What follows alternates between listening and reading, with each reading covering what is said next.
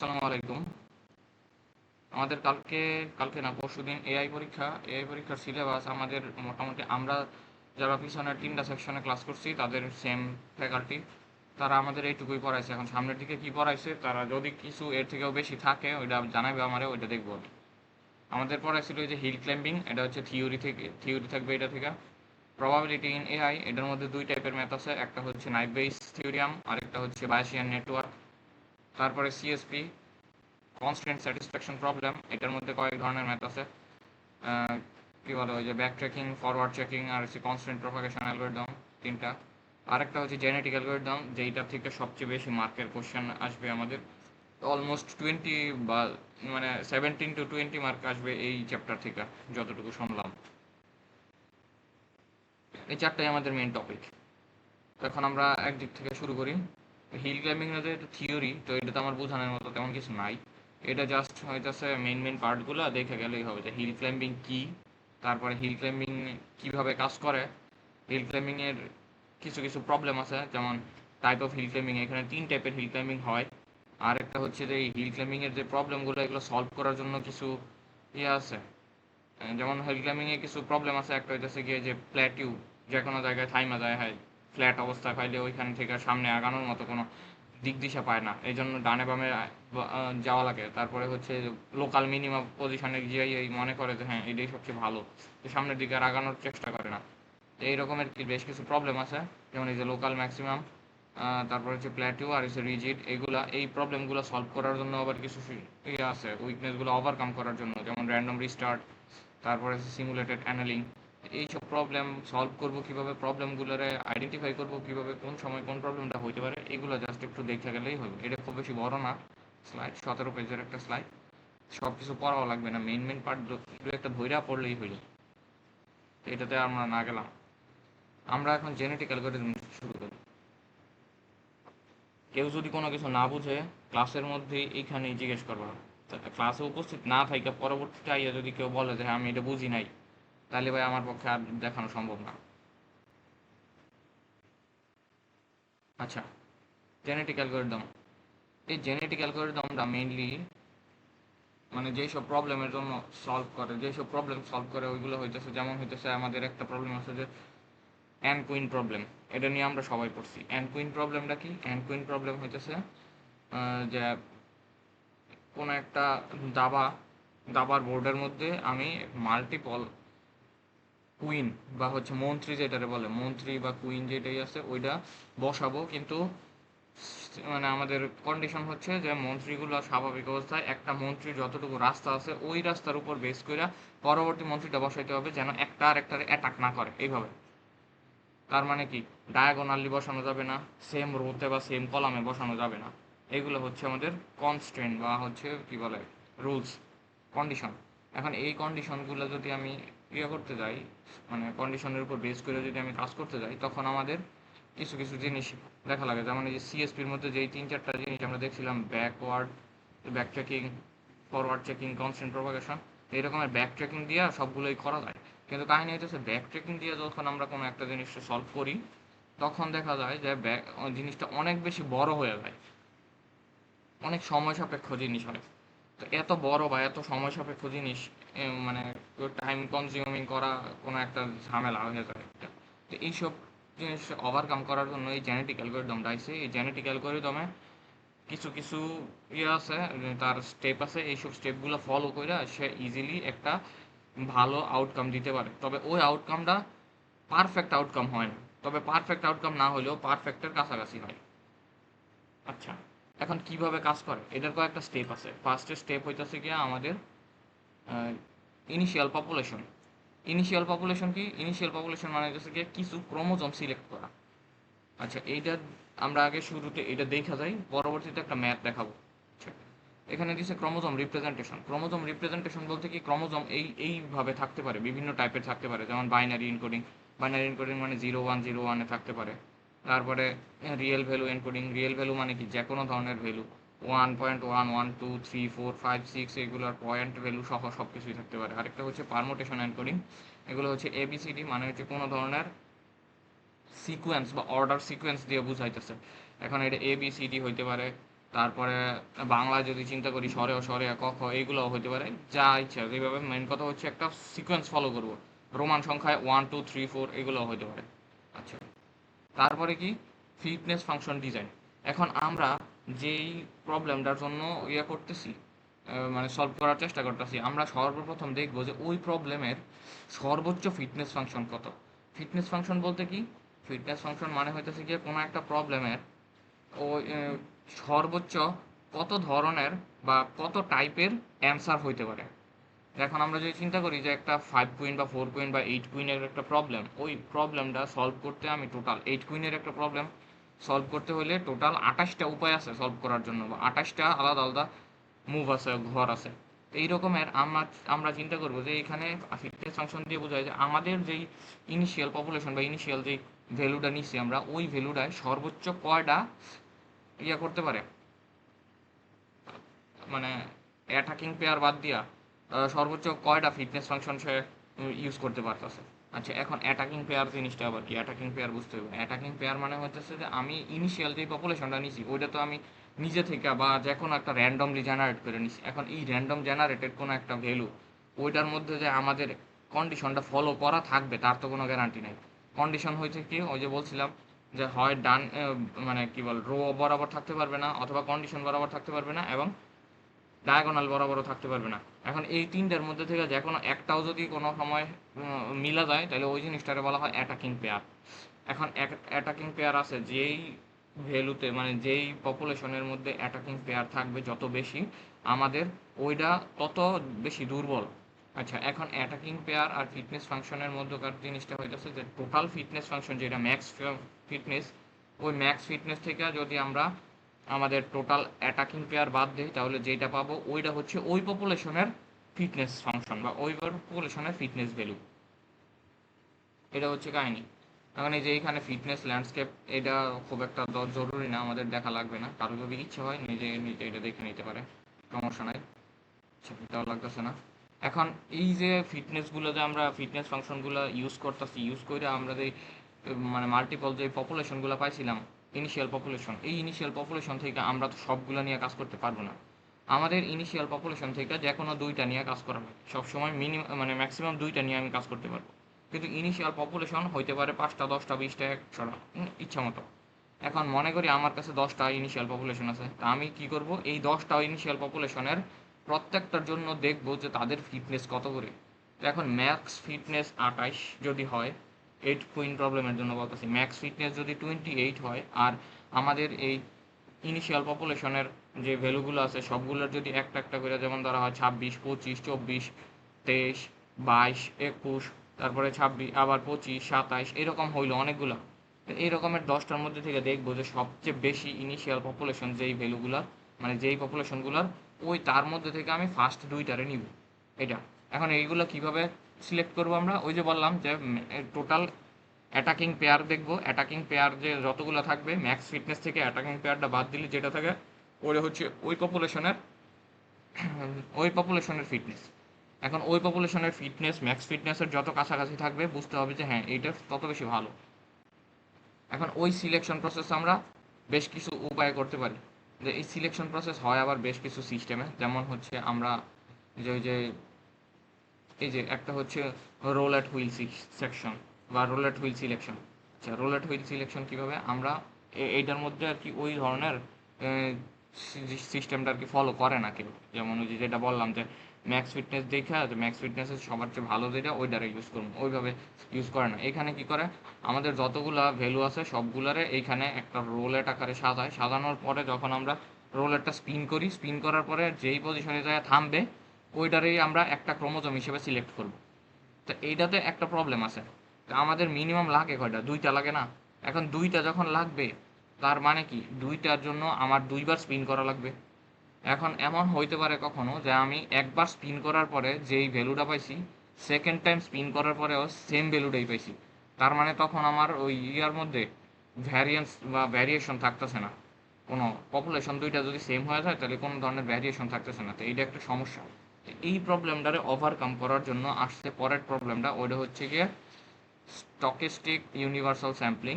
এটা হচ্ছে double roulette, মানে ডাবল রোলেট না, রোলেট একটাই, মানে হচ্ছে পয়েন্ট হচ্ছে দুইটা।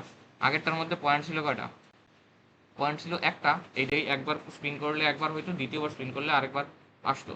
এখন এইবার কি হবে, এখানে দুইটা পয়েন্ট দেওয়া আছে, তা একবার স্পিন করব আমরা, একবার স্পিন করলেই পাশাপাশি সে দুইটা পয়েন্টে ইন্ডিকেট করবে। তবে এইখানেও একটা প্রবলেম আছে, প্রবলেম হলো যে যদি আমরা দেখা যায় যে দুইটা তো মোটামুটি একটা সেম পজিশনেই থাকতেছে, সেম পজিশনে থাকার কারণে আমরা যখন কোনো একটা মানে একবার স্পিন করব, স্পিন করার পরে যদি কখনো এইখানে এই পাশে যদি ইয়েলো আসলো, তো এই পাশে সবসময় তার অপোজিট সাইডেরটাই থাকবে। এমন কখনো হয় না যে এখানে ইয়েলো আসলো, সেকেন্ড টাইম আবার স্পিন করলাম, তারপরে গ্রিন আসলো। তো এইরকম মোটামুটি একটা ফিক্সড অবস্থানেই থাকে, যে জিনিসটা এইভাবে এইভাবে হয়। তো এই সবগুলোরে সলভ করার জন্য আরও একটা জিনিস আছে, ওইটা হচ্ছে কি আমাদের টুর্নামেন্ট সিলেকশন। এইটা হচ্ছে সবচেয়ে ফেয়ার সিলেকশন। এটাতে কি, যতগুলা ক্রোমোজোম আছে বা ইনিশিয়াল পপুলেশন যতগুলো ছিল, ওই ইনিশিয়াল পপুলেশন বা ক্রোমোজোম থেকে আমরা বিভিন্ন ধরনের মানে সিস্টেমের উপর বেস কইরা একটা দুইটা করে নেই।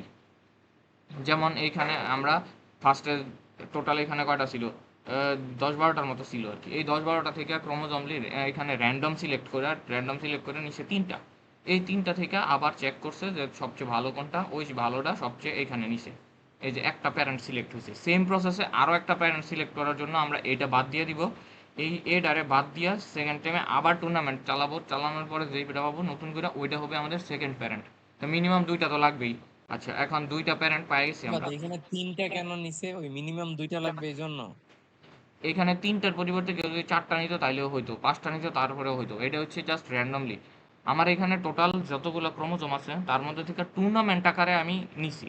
এখন টুর্নামেন্ট যার যার ইচ্ছা মতো টুর্নামেন্ট সে সিলেক্ট করতে পারলো। কেউ মনে করলো যে আমার এখানে যতগুলো আছে আমি টুর্নামেন্ট ওই যে কোয়ার্টার ফাইনালের মতো করে নিব। ফার্স্টে নিব সবগুলো থেকে আটটা, আটটা থেকে পরে চারটা হবে, চারটা থেকে দুইটা হবে, দুইটা থেকে একটা হবে, কোনো সমস্যা নাই, ওইটাও নেওয়া যায়।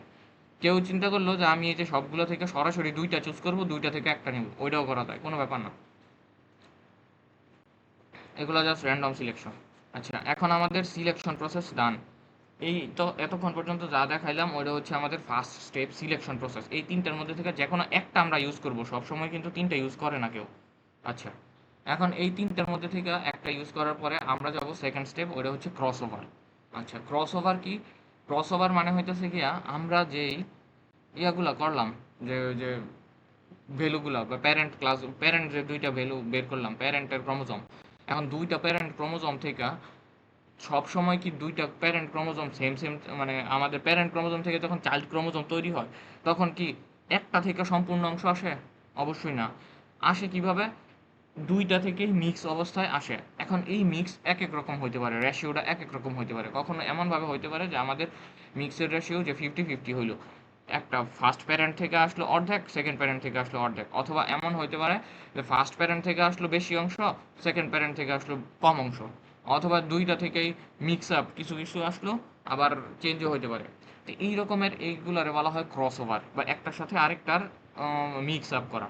এখন এই ক্রস ওভার করবো, ক্রস ওভারেরও বেশ কিছু সিস্টেম আছে। এর মধ্যে একটা সিস্টেম হইতেছে কি one point cross over. Fuad এটা কি ফুয়াদ এটা কি কনজিকিউটিভ হইতে হবে? মানে সিকোয়েন্সটা কি সেম থাকতে হবে সবসময়? কিসের সিকোয়েন্স? মানে ধর এইখান থেকে অর্ধেক কইরা সোয়াপ করছে না, হুম, মানে অর্ধেকের ভিতরে তো আমি হ্যাঁ, র্যান্ডমলি নিতে পারছি। এইটাই বলতেছি আমি, আগে শুনুন।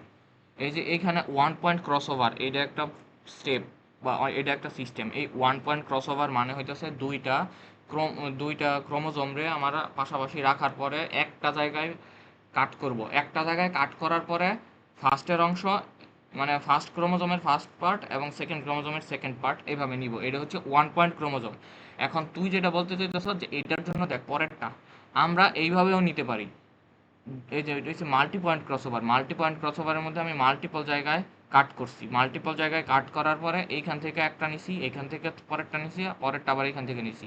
অথবা এটাও হইতে পারে যে এইখান থেকে ফার্স্টেরটা নিলাম, এইখান থেকে সেকেন্ডেরটা নিলাম, এইখান থেকে থার্ডেরটা নিলাম। এটাও হইতে পারে। বুঝছিস? মানে প্রত্যেক জায়গা থেকে একটা একটা করে, তাই তো?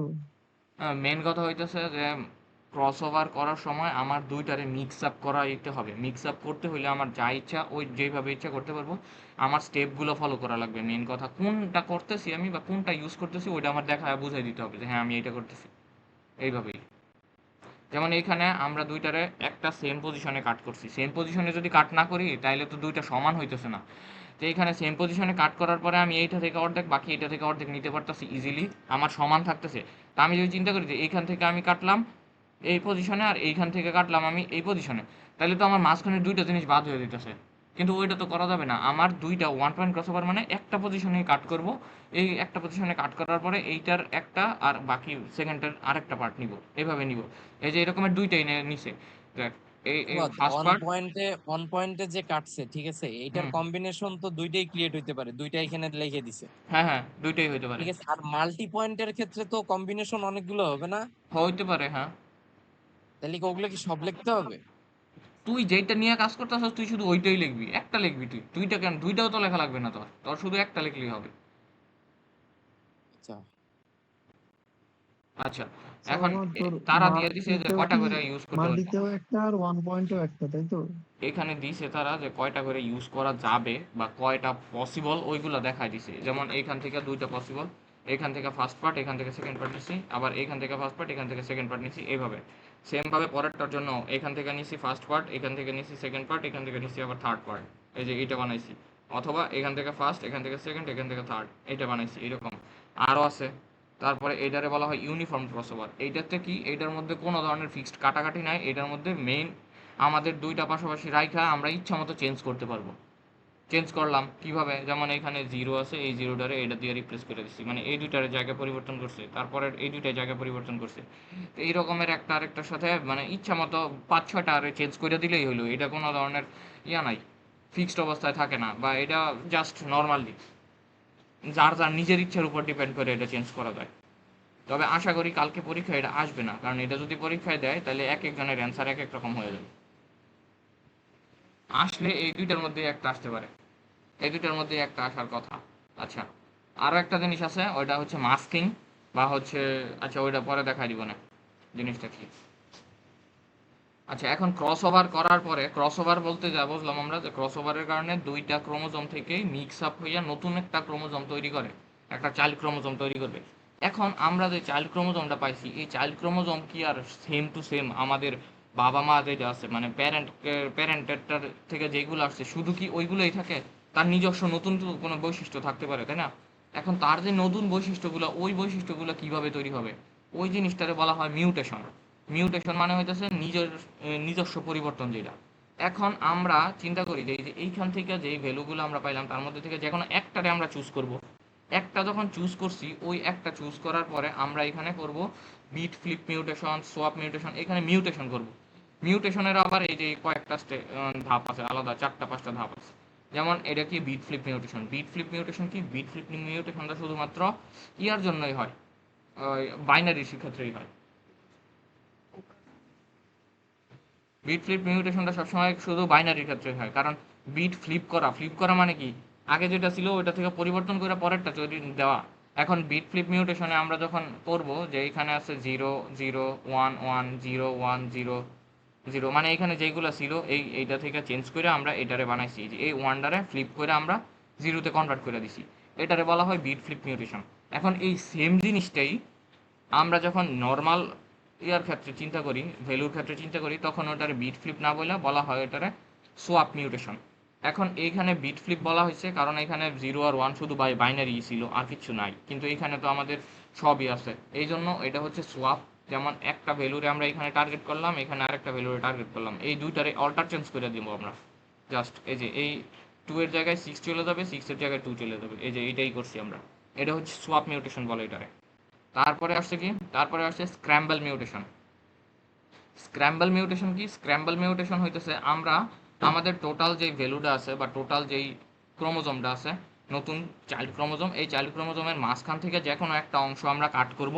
কাট করার পরে ওই মাঝখানার যে কোনো মানে যেই ভ্যালুগুলো আছে সবগুলোরে তাদের মধ্যকার একটা অ্যারেঞ্জমেন্ট, নতুন অ্যারেঞ্জমেন্ট তৈরি করব, মানে ইয়ে করে দিব, উল্টাপাল্টা করে দিব। যেমন এই যেখানে 2 3 4 5 6 আছে, এই 2 3 4 5 6 রে আমরা ইচ্ছা মতো চেঞ্জ করে দিচ্ছি, কিন্তু নতুন কোনো ভ্যালু আসতে পারবে না, তাদের মধ্যেই আমরা জায়গা চেঞ্জ করতে পারবো সবসময়। যেমন এই যে 3 6 2 4, সরি 3 6 4 2 5, এগুলা, এটার বলা হয় স্ক্র্যাম্বল। স্ক্র্যাম্বল মানে এলোমেলো করা আর কি, এলোমেলো করে দিচ্ছি আমরা। তারপরে কি ইনভার্স মিউটেশন। ইনভার্স মিউটেশন কি, এই স্ক্র্যাম্বলের মতোই এইখানেও সেম পজিশনে আমরা কাটবো, কিন্তু এইখানে এলোমেলো করবো না সরাসরি, এইখানে আমরা ছোট থেকে বড় আকারে সাজাবো অথবা বড় থেকে ছোট আকারে, যেইটা যেইভাবে দেওয়া আছে তার উল্টাভাবে সাজাবো।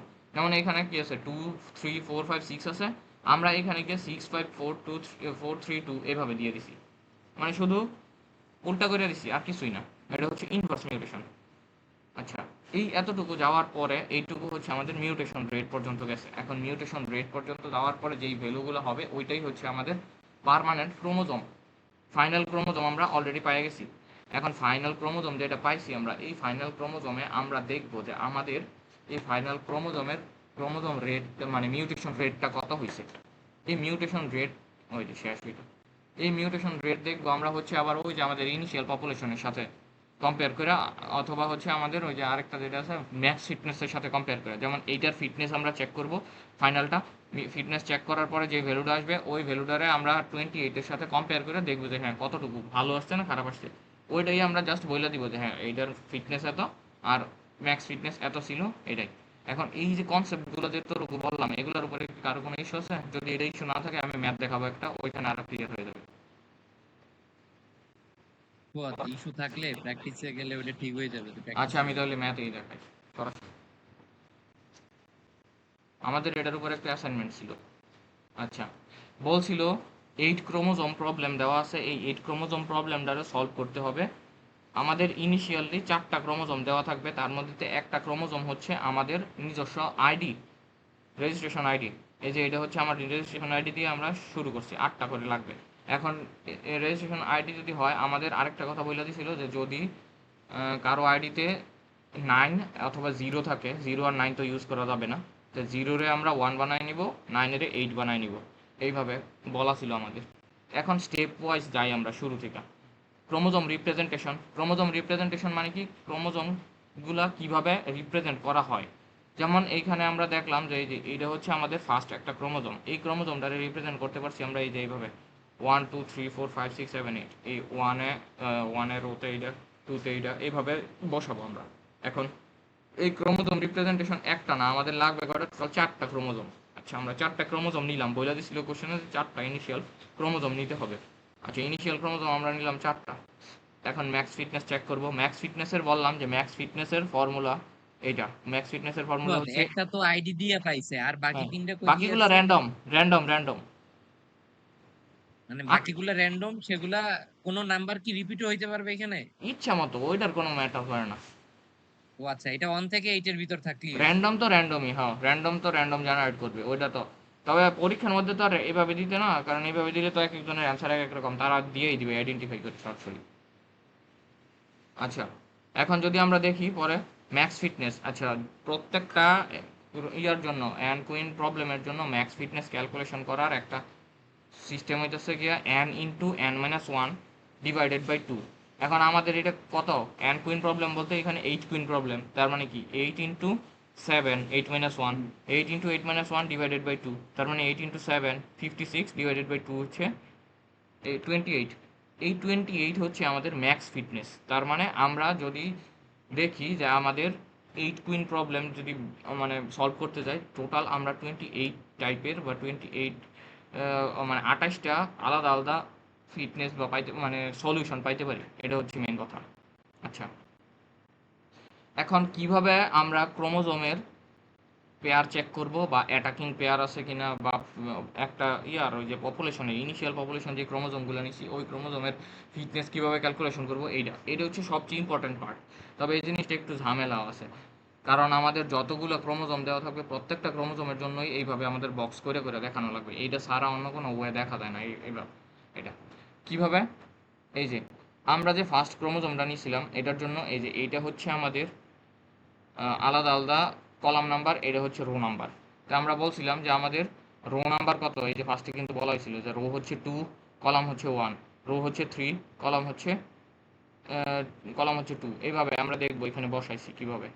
ফার্স্টে কি করলাম 2, 2 কি 1 নম্বর কলামের 2 নম্বর রো, এই যে 1 নম্বর কলামের 2 নম্বর রো। তারপরে এটা কি 2 নম্বর কলামের 3 নম্বর রো, 2 নম্বর কলামের 3 নম্বর রো, এখানে হচ্ছে গিয়ে 3 নম্বর কলামের 2 নম্বর রো। তারপরে এটা হচ্ছে 4 নম্বর কলামের 3 নম্বর রো, এইভাবে সবগুলো বসাইছি। এখন বসানোর পরে আমরা দেখবো যে কোনটায় কয়টার সাথে অ্যাটাক হইতেছে। কিভাবে দেখবো? আমাদের কন্ডিশন তো একটাই, রো ওয়াইজ থাকতে পারবে না, কলাম ওয়াইজ থাকতে পারবে না, ডায়াগোনালি থাকতে পারবে না। যদি থাকে তাহলেই অ্যাটাক। আচ্ছা, কিউ ওয়ানের সাথে দেখি আগে। কিউ ওয়ানের সাথে কিউ থ্রি সেম রোতে আছে, তার মানে কিউ ওয়ান আর কিউ থ্রি একটা অ্যাটাকিং পেয়ার। সেমভাবে কিউ ওয়ানের সাথে কিউ টু এটাও অ্যাটাকিং পেয়ার, কারণ টু কিউ ওয়ানের সাথে কিউ টু ডায়াগোনালি আছে। অ্যাটাকিং পেয়ার পাইছি কয়টা? দুইটা। ওকে, তারপরে এইখানে আরে কারেন্ট চলে গেল। কিউ টু এর সাথে কিউ ফোর এটা একটা অ্যাটাকিং পেয়ার, কিউ থ্রি এর সাথে কিউ ফোর এটাও একটা অ্যাটাকিং পেয়ার। তারপরে এইখানে গেল চারটা। এখানে আর কই আছে দেখি। এই যে এইখানে কিউ থ্রি এর সাথে কিউ ফোর তো দেখলাম, কিউ ফোর এর সাথে আবার কিউ সেভেন একটা অ্যাটাকিং পেয়ার আছে। তারপরে কিউ থ্রি এর সাথেও কিউ সেভেন অ্যাটাকিং পেয়ার আছে। কিউ ফাইভ আর কিউ সিক্স অ্যাটাকিং পেয়ার আছে। Q seven Q eight attacking pair আছে। এরকম যতগুলো অ্যাটাকিং পেয়ার আছে এই যে এইগুলো আমরা সব লিখছি, এই যে সবগুলো লিখছি।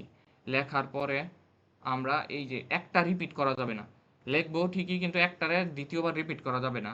রিপিট না করে আমরা যতগুলো আছে ভ্যালু সবগুলোরে লেখলাম। লেখার পরে গুনবো যে টোটাল কয়টা অ্যাটাকিং পেয়ার হয়েছে। যেমন এখানে হয়েছে রো ওয়াইজ হয়েছে একটা দুইটা তিনটা, আর কলাম ওয়াইজ হয়েছে একটা দুইটা তিনটা চারটা পাঁচটা ছয়টা সাতটা, তার মানে সাত তিন 10টা হয়েছে টোটাল অ্যাটাকিং পেয়ার। এখন ফিটনেস ক্যালকুলেশন করবো কিভাবে? Max fitness Fuad, minus attacking pair. Fuad, হ্যাঁ। এইখানে যদি কলাম অ্যাটাকিং পেয়ার থাকতো তাইলে ওইটা আবার ওরকম আলাদাভাবে লেখা তারপরে তিনটা একসাথে যোগ দিতাম। হ্যাঁ, ওইটাও হইতে পারতো, কিন্তু কলাম অ্যাটাকিং পেয়ার তো থাকে না। সেম কলামে তো দুইটা বসে না। হুম। সেম কলামে দুইটা বসানোর মতো তো কোনো ওয়েই নেই, ওইটা তো হয় না। আচ্ছা, এখানে তাহলে হলো কি, আমাদের রো বসাইলাম, তারপরে অ্যাটাকিং পেয়ার ডায়াগোনালি বসাইলাম। বসানোর পরে আমাদের ফিটনেস ক্যালকুলেশন করব। এই যে max fitness minus number of attacking pair করলাম, 28 মাইনাস 10 হচ্ছে কত? 18। এখন এই 18 যে একটার জন্য বের হয়েছে, এই একটার জন্য যেভাবে বের করলাম, পরবর্তীতে আরো তিনটা যে আছে সবগুলোর জন্য এইভাবেই বের করব। যেমন এই যে এটার জন্য বের করলাম, এটার জন্য আমাদের অ্যাটাকিং পেয়ার ডায়াগোনালি শুধু এই তিনটা ছিল, রো ওয়াইজ কোনো অ্যাটাকিং পেয়ার ছিল না, তার মানে এখানে 3। এই এইটা কিন্তু আমাদের এই যে এরকম কইরা দেখা লাগবে, আমরা কিন্তু মুখে মুখে করার কোনো সিস্টেম না, এটা কিন্তু কইরাই দেখা লাগবে। তারপরে কি, এটার জন্য কয়টা ছিল? এটার জন্য ছিল দুইটা তিনটা, এটার জন্য তিনটা পাইলাম, তার মানে এটার ফিটনেস হচ্ছে 25, এটার ফিটনেস ছিল 25। তারপরে লাস্টেরটার এটার ফিটনেস হচ্ছে 26। এখন আমাদের টোটাল এই যে সামারি অফ ফিটনেস, এখন চারটার জন্যই আমরা ফিটনেস বের করলাম। পি ওয়ানের জন্য 18, পি টু এর জন্য 25, পি থ্রি এর জন্য 25, পি ফোর এর জন্য 26। এখন আমরা পিক করব কোনগুলা? এই যে প্যারেন্ট সিলেকশন, প্যারেন্ট সিলেকশনে আমরা পিক করছি সব সময়, আমরা চেষ্টা করব যে হাইয়েস্ট ফিটনেস যেগুলো ওইগুলারে পিক করা। এখানে এই যে লেখা আছে যে select the two chromosome with the highest fitness value. এখন যদি এখানে কোনো ধরনের কোশ্চেনে যদি বলা থাকে যে আপনার সিলেকশন প্রসেস ইউজ করবেন রোলেট অথবা ওই কি বলে স্টকেস্টিক, অথবা হচ্ছে আরেকটা কি ছিল আমাদের, টুর্নামেন্ট, হ্যাঁ এই টুর্নামেন্ট, এই তিনটার মধ্যে থেকে যে কোনো একটা যদি ইউজ করতে বলে তারা স্পেসিফিক্যালি, তখন আমরা ওইভাবে ইউজ করে দেখাই দিব যে হ্যাঁ র্যান্ডমলি এই দুইটা আসছে। কিন্তু যদি এইসব কিছু বলা না থাকে তাহলে আমরা সবসময় হায়েস্ট ফিটনেস যেগুলো থাকবে ওইগুলোরই নিব। যেমন এখানে আমরা হায়েস্ট ফিটনেস পেয়েছি প্যারেন্ট ওয়ান হিসেবে পি4 নিতেছি, পি4 এর ম্যাক্স ফিটনেস বেরোচ্ছে 26। আর পি টু হিসেবে নিতেছি, সরি প্যারেন্ট টু হিসেবে নিতেছি পি2 এবং পি3 দুইটা সেম, কিন্তু যেটা আগে আসছে বা যেটা সিরিয়ালে আগে ছিল ওইটাই নিছি। পি3 নিলেও কোনো সমস্যা নাই, এক যে কোনো একটা নিলে হলো, দুইটা যেহেতু সমান। এখানে নিছি দুইটা। এখন এই দুইটা আমাদের প্যারেন্ট সিলেকশন প্রসেস কমপ্লিট, মানে আমাদের এইটা পর্যন্ত সিলেকশন প্রসেস ছিল, selection process complete. Selection process শেষ হওয়ার পরে আমরা কি করব? এখন যাব আমরা ক্রসওভারে। এখন আমরা এখানে কোন ক্রসওভারটা করছি? আমরা এখানে করছি মাল্টি ক্রসওভার। এই যে use multi point crossover. Multi point crossover করার পরে আমরা কি করলাম? টোটাল যে ভ্যালুগুলো আছে এটারে তিনটা ভাগে ভাগ করছি। কেউ যদি চারটা ভাগে ভাগ করে তাইলেও হবে, ছয়টা ভাগে ভাগ করলেও হবে, কোনো সমস্যা নাই। মেন কথা হইতেছে গিয়া দুইটার অধিক করা লাগবে। আচ্ছা, আমরা এখানে তিন ভাগে ভাগ করছি। তিন ভাগে ভাগ করার পরে আমরা এই যে এটারে ফার্স্ট পার্ট, এটার সেকেন্ড পার্ট, এটার থার্ড পার্ট এটাও নিতে পারি, অথবা এটার ফার্স্ট পার্ট, এটার সেকেন্ড পার্ট, এটার থার্ড পার্ট এটাও নিতে পারি। দেখি আমরা কোনটা নিছি।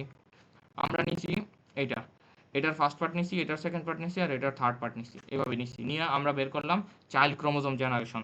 এই যে এখানে লেখা আছে take the first segment of parent one, the middle segment of parent two, and the final segment of parent 1 এটা দিলাম আমরা এখানে।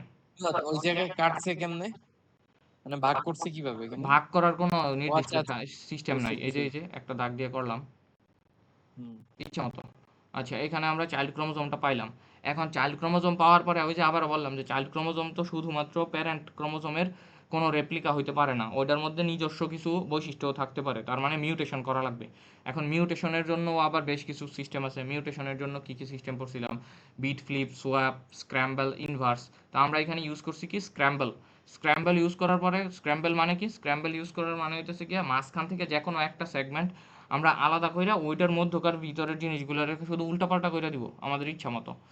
আচ্ছা, এখান থেকে আমরা কি নিলাম, এখান থেকে আমরা এই যে 5 3 8 3 এই চারটারে এই যে নতুন একটা সেগমেন্ট ওয়াইজ আমরা কাটলাম।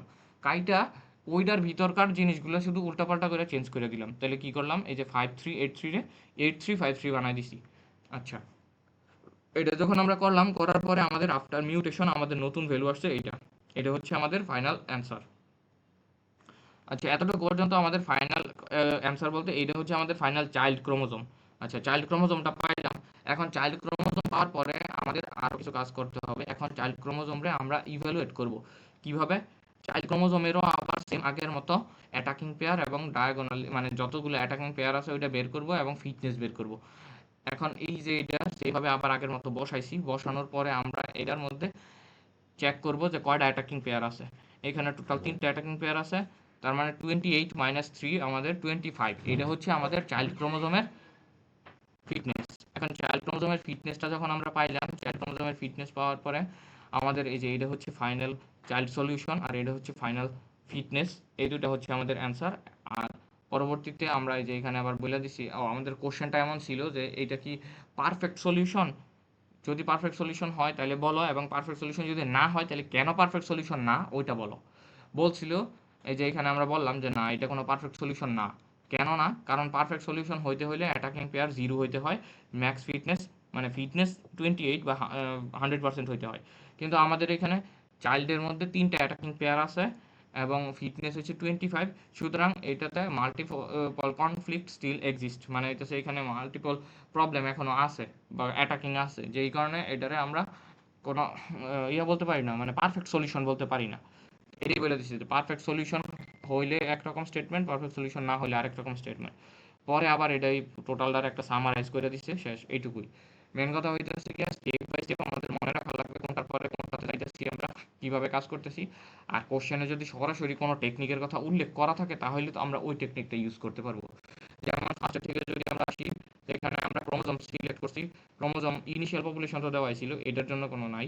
ইনিশিয়াল ক্রোমোজোম থেকে আমরা যদি সিলেকশন প্রসেসের দিকে তাকাই, এইখানে আমরা সিলেকশন প্রসেস চুজ করছি হচ্ছে কি যেটার ম্যাক্স ফিটনেস ছিল ওইগুলোর মধ্যে থেকে নিছি।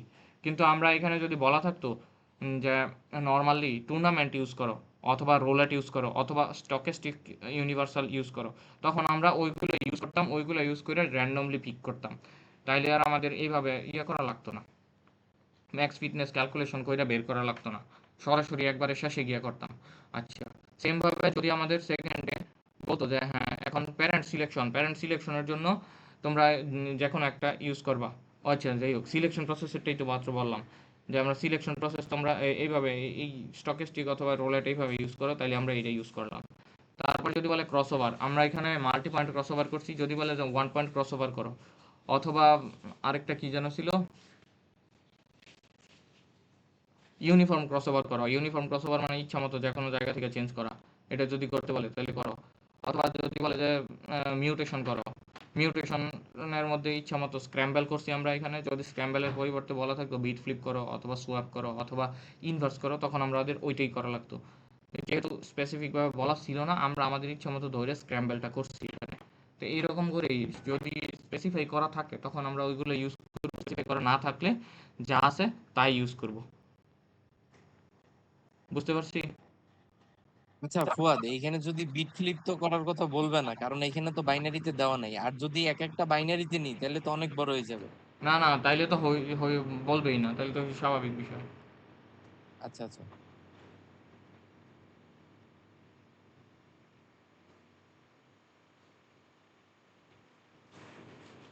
আচ্ছা, কেউ কি নতুন করে জয়েন করছে? কারণ কারেন্ট চলে গেছিল।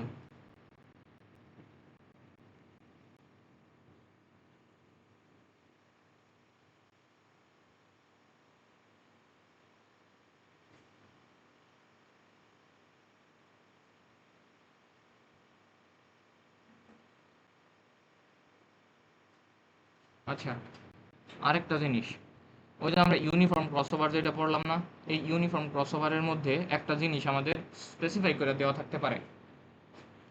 মনে করি আমাদের এখানে দুইটা প্যারেন্ট তো আমরা ইউজ করতেছি, হ্যাঁ, দুইটা প্যারেন্টের মধ্যে থেকে বললো যে হ্যাঁ এই একটা প্যারেন্টরে আমরা 0 দ্বারা প্রকাশ করি, আরেকটা প্যারেন্টরে আমরা 1 দ্বারা প্রকাশ করলাম।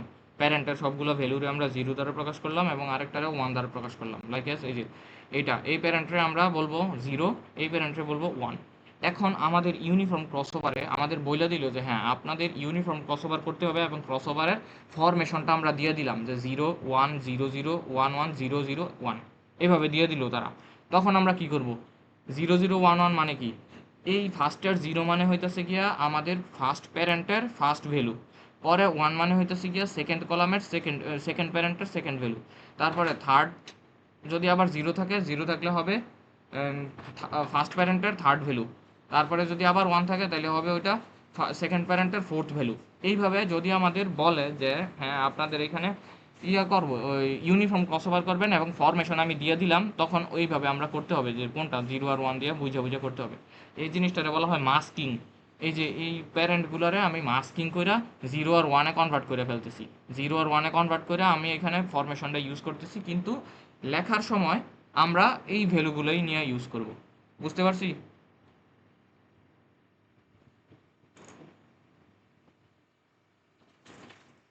প্র্যাকটিস করলে ক্লিয়ার হবে।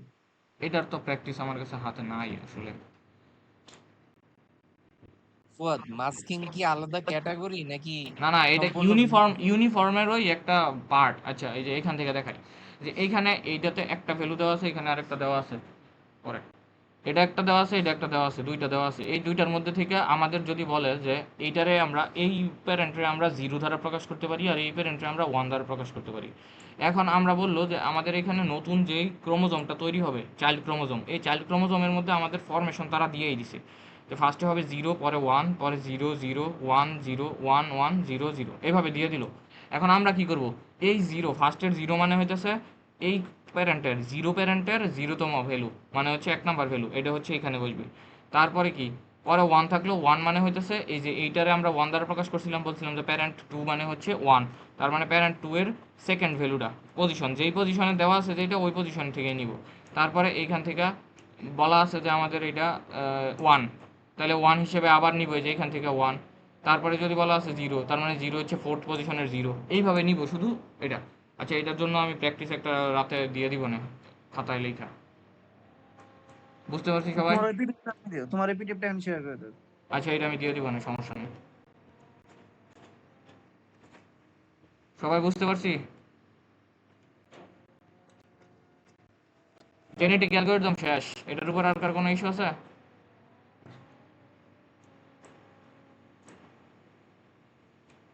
না ভাই, পরেরটা শুরু করো। আচ্ছা ঠিক আছে, 1 মিনিট। রাজপাত,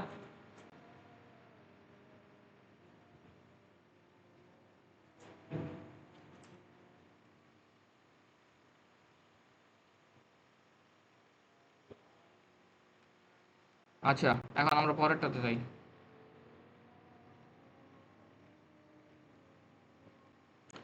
এখন আসি সিএসপি। সিএসপি মানে কি? Constraint satisfaction problem. আচ্ছা এখন কনস্ট্রেন্ট স্যাটিসফ্যাকশন প্রবলেম জিনিসটা কি? কনস্ট্রেন্ট শব্দের একটা আরেকটা মানে সিমিলার ওয়ার্ড হইতেছে গিয়া কন্ডিশন। কোনো একটা কন্ডিশনের উপর বেস করে ওই কন্ডিশনটারে স্যাটিসফাই করে যেই প্রবলেমটা সলভ করতে পারি আমরা, ওইটারে বলা হয় কনস্ট্রেন্ট স্যাটিসফ্যাকশন প্রবলেম। মানে হইতেছে আমাদের কিছু কন্ডিশন দেওয়া থাকবে, ওই কন্ডিশনটারে ফলো করতে হবে আমাদের কোনো একটা জিনিসটা সলভ করার জন্য। এখন এই কন্ডিশন ফলো করার জন্য আমাদের যেই সব জিনিসগুলো ইউজ করা লাগে, তো এইগুলো বিভিন্ন টাইপের হতে পারে। এই যে অ্যাপ্লিকেশন অফ সিএসপি, কী কী অ্যাপ্লিকেশন থাকতে পারে, যেমন scheduling problem, planning problem, resource allocation problem, puzzle solving problem. Scheduling problem মানে কি? কোনো একটা মনে করি আমাদের যে ওই যে ভার্সিটির রুটিনগুলো ইউজ করি না আমরা, ক্লাস রুটিন, এই ক্লাস রুটিন এটা একটা কি স্কেডিউলিং প্রবলেম না? কোন ফ্যাকাল্টিরে কোন জায়গায় দিবে, কোন স্টুডেন্ট মানে কোন সেকশনটার জন্য কোন রুমটা অ্যালট করবে, তো এগুলো হচ্ছে এক ধরনের শিডিউলিং প্রবলেম। তারপরে হচ্ছে গিয়ে প্ল্যানিং। প্ল্যানিং মানে হইতেছে গিয়া আমাদের অর্গানাইজেশন অ্যাক্টিভিটিস টাস্ক। আচ্ছা হ্যাঁ, এটা হইতেছে ওই যে মেইন কথা হইতেছে যে কোনো একটা অর্গানাইজেশনের মধ্যে যখন কোনো অফিসিয়াল কাজ করার জন্য থাকে, যেমন একসাথে 10 জন লোক থাকলো, এখন 10 জন লোকের যদি আমি একটা কাজের জন্য বসাই দিই তাহলে তার হইলো না। 10টার জন্য কার জন্য কয়টা কাজ, কোন কাজটা আমরা বরাদ্দ করব, এটাও এক ধরনের এই CSP problem. Resource allocation problem. Resource allocation problem তো ওই যে একটু আগে যেটা বললাম, যে আমাদের কোন ক্লাসরুমটা কোন সেকশনের জন্য যাবে, এটা একটা সিএসপি প্রবলেম। পাজল সলভিং এর মধ্যে এই যে অ্যানকুইন প্রবলেম মাত্র যেটা দেখলাম, তারপরে সুডুকো, এই রকমের এই যা যা প্রবলেম আছে এগুলো হচ্ছে গিয়ে কনস্ট্যান্ট স্যাটিসফ্যাকশন প্রবলেম। এখন এই কনস্ট্যান্ট স্যাটিসফ্যাকশন প্রবলেমের 3টা পার্ট আছে বা কম্পোনেন্ট বলে এটাকে। এগুলো কি, একটা হচ্ছে ভ্যারিয়েবল, একটা হচ্ছে ডোমেন, আর একটা হচ্ছে কনস্ট্যান্ট। এন্ড ভ্যারিয়েবল মানে কি? ভ্যারিয়েবল মানে হচ্ছে কি the thing who value must be determined.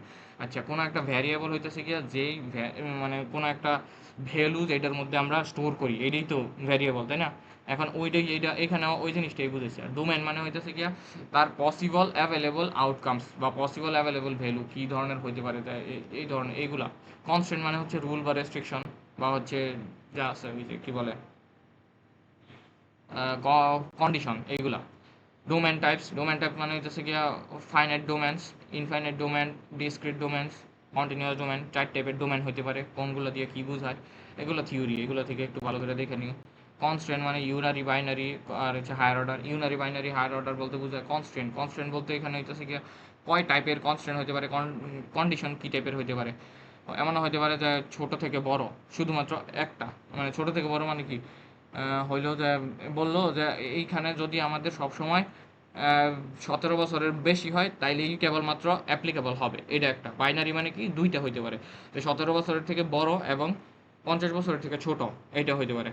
R higher order মানে হইতেছে কি দুইয়ের অধিক মানে হইতেছে কি ইচ্ছা মতো 3টা 4টা 5টা 6টা এইভাবে হইতে পারে, বেশ কিছু কন্ডিশন হইতে পারে একসাথে, এই রকমের এইগুলা। যেমন এই যে এখানে বলে দিল সুডুকো মাস্ট 1 to 9, এই 8 থেকে 9 রকমের পসিবল আউটকাম হতে পারে এটার জন্য। তারপর হচ্ছে রিপ্রেজেন্টেশন অফ সিএসপি কি, ভেরিয়েবলগুলোরে সবসময় v1 v2 v3 এইভাবে প্রকাশ করা হয়। ডোমেনরে d1 d2 d3 এইভাবে প্রকাশ করা হয়। আর কনস্ট্যান্টরে c1 c2 c3 এইভাবে প্রকাশ করা হয়। আচ্ছা, কনস্ট্যান্ট রিপ্রেজেন্টেশন, এটার মধ্যে দুই ধরনের রিপ্রেজেন্টেশন হয়, একটা হচ্ছে ম্যাথমেটিক্যাল রিপ্রেজেন্টেশন আর একটা হচ্ছে গ্রাফিক্যাল রিপ্রেজেন্টেশন। ম্যাথমেটিক্যাল রিপ্রেজেন্টেশন বলতে হইতেছে গিয়া বুঝাই যে এই রকমের ব্র্যাকেটের মধ্যে স্কোপ আর রিলেশন দুইটা জিনিস হয়। আর গ্রাফিক্যাল রিপ্রেজেন্টেশন হচ্ছে গিয়া গ্রাফ আকারে থাকে, নোড আর এইচ দিয়ে বোঝায়। আচ্ছা, এই যে এটা হচ্ছে গিয়ে ম্যাথমেটিক্যাল রিপ্রেজেন্টেশন, এটা হচ্ছে গ্রাফিক্যাল রিপ্রেজেন্টেশন। ম্যাথমেটিক্যাল রিপ্রেজেন্টেশনে সরাসরি আমাদের কন্ডিশনগুলো লিখা দেওয়া থাকে, আমাদের হয়তো এটা দেখে বলতে পারে যে গ্রাফটা ড্র করো। আর যদি গ্রাফ দেওয়া থাকে তাহলে আমাদের এই গ্রাফ দেখেও বলতে পারে যে ম্যাথমেটিক্যাল রিপ্রেজেন্টেশনে তৈরি করো, এটাও হতে পারে। এখন আসি হাউ সিএসপি সলভ। আচ্ছা, সিএসপি যে প্রবলেমটা আছে এই প্রবলেমটা সলভ করবো কিভাবে আমরা। সলভ করার এতক্ষণ যা দেখলাম ওইগুলো হচ্ছে সবগুলো প্রবলেমের রিপ্রেজেন্টেশন বা প্রবলেমগুলো কী কী হতে পারে ওইগুলা। এখন যদি সলভ করতে যাই আমরা, সলভ করার জন্য 3টা টাইপ আছে। একটা বলা হয় ব্যাক ট্র্যাকিং, ফরওয়ার্ড ট্র্যাকিং, আর একটা হচ্ছে কনস্ট্যান্ট প্রপাগেশন অ্যালগরিদম।